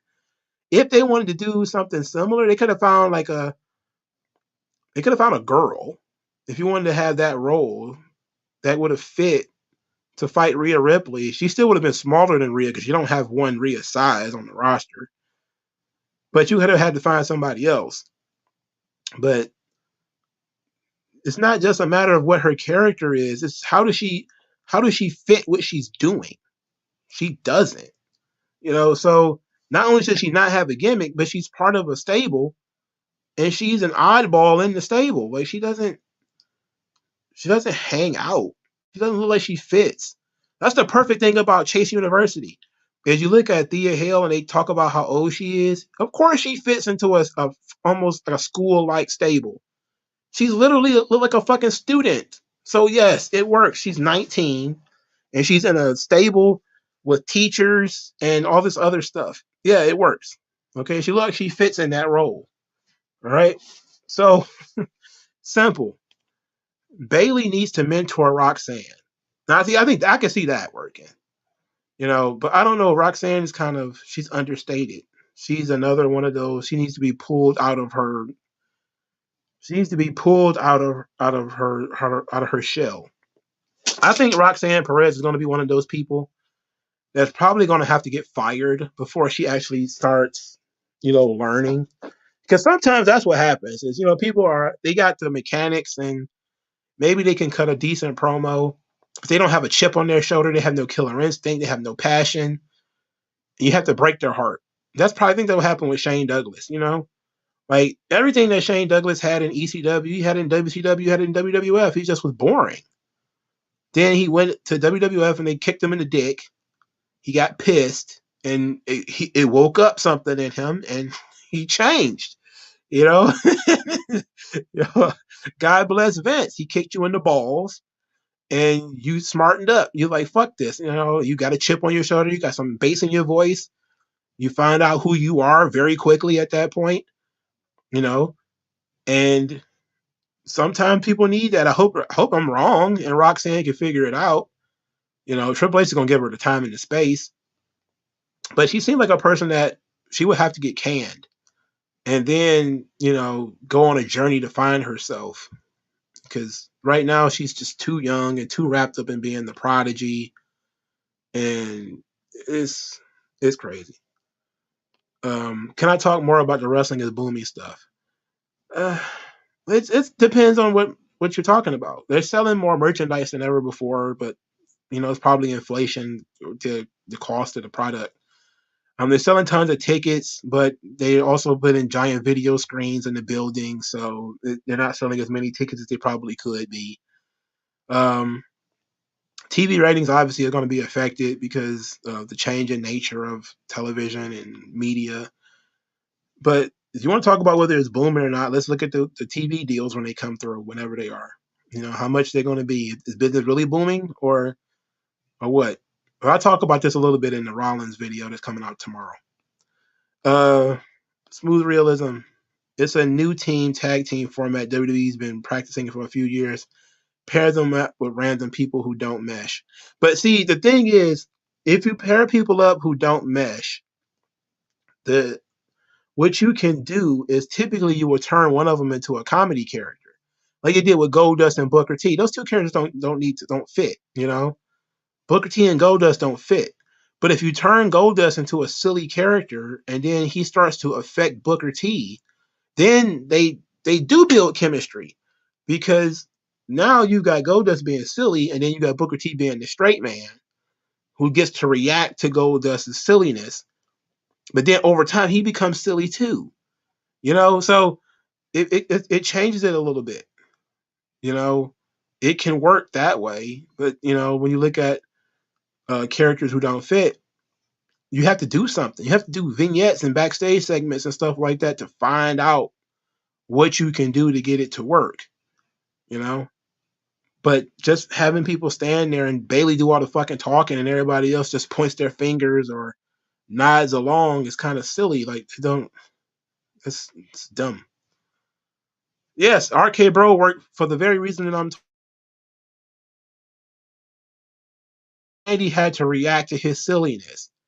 Once people started seeing, okay, Randy's the big brother in this situation.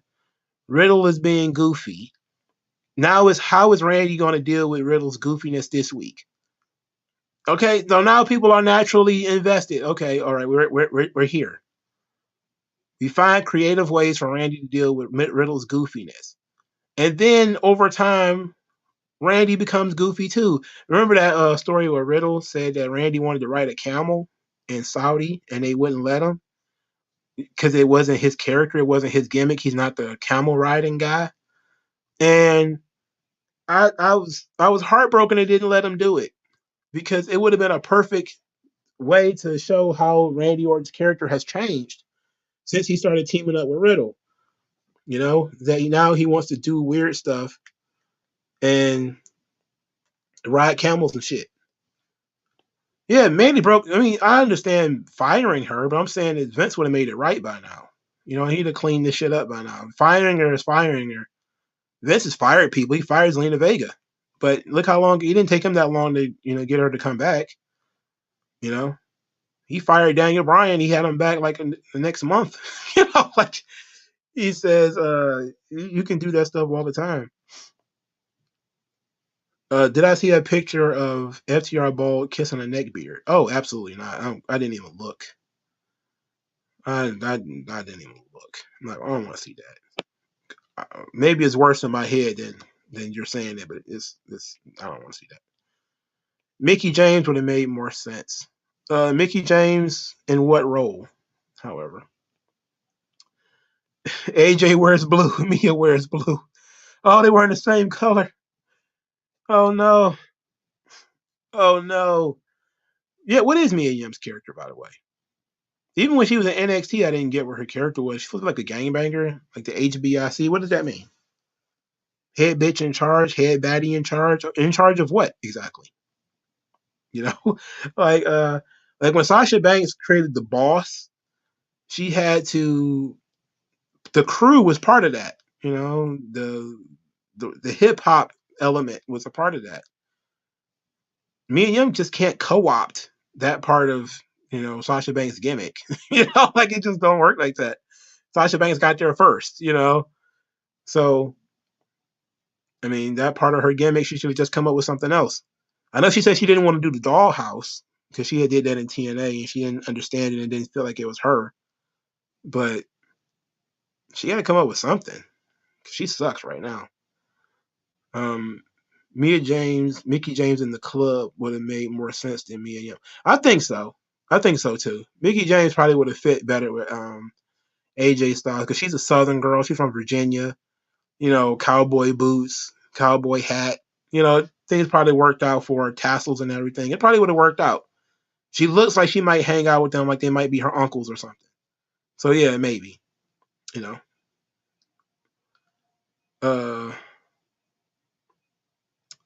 Wendy Chu as Riddle's girlfriend. Okay, now we just throwing shit out there.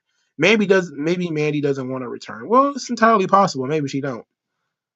I wouldn't say it though. I wouldn't say that. I think she does. Methinks she does. But maybe she doesn't. Who knows? Who knows how much money she's making now? I don't think it's as much as she was making before. But she seems to be doing more outside the ring stuff now.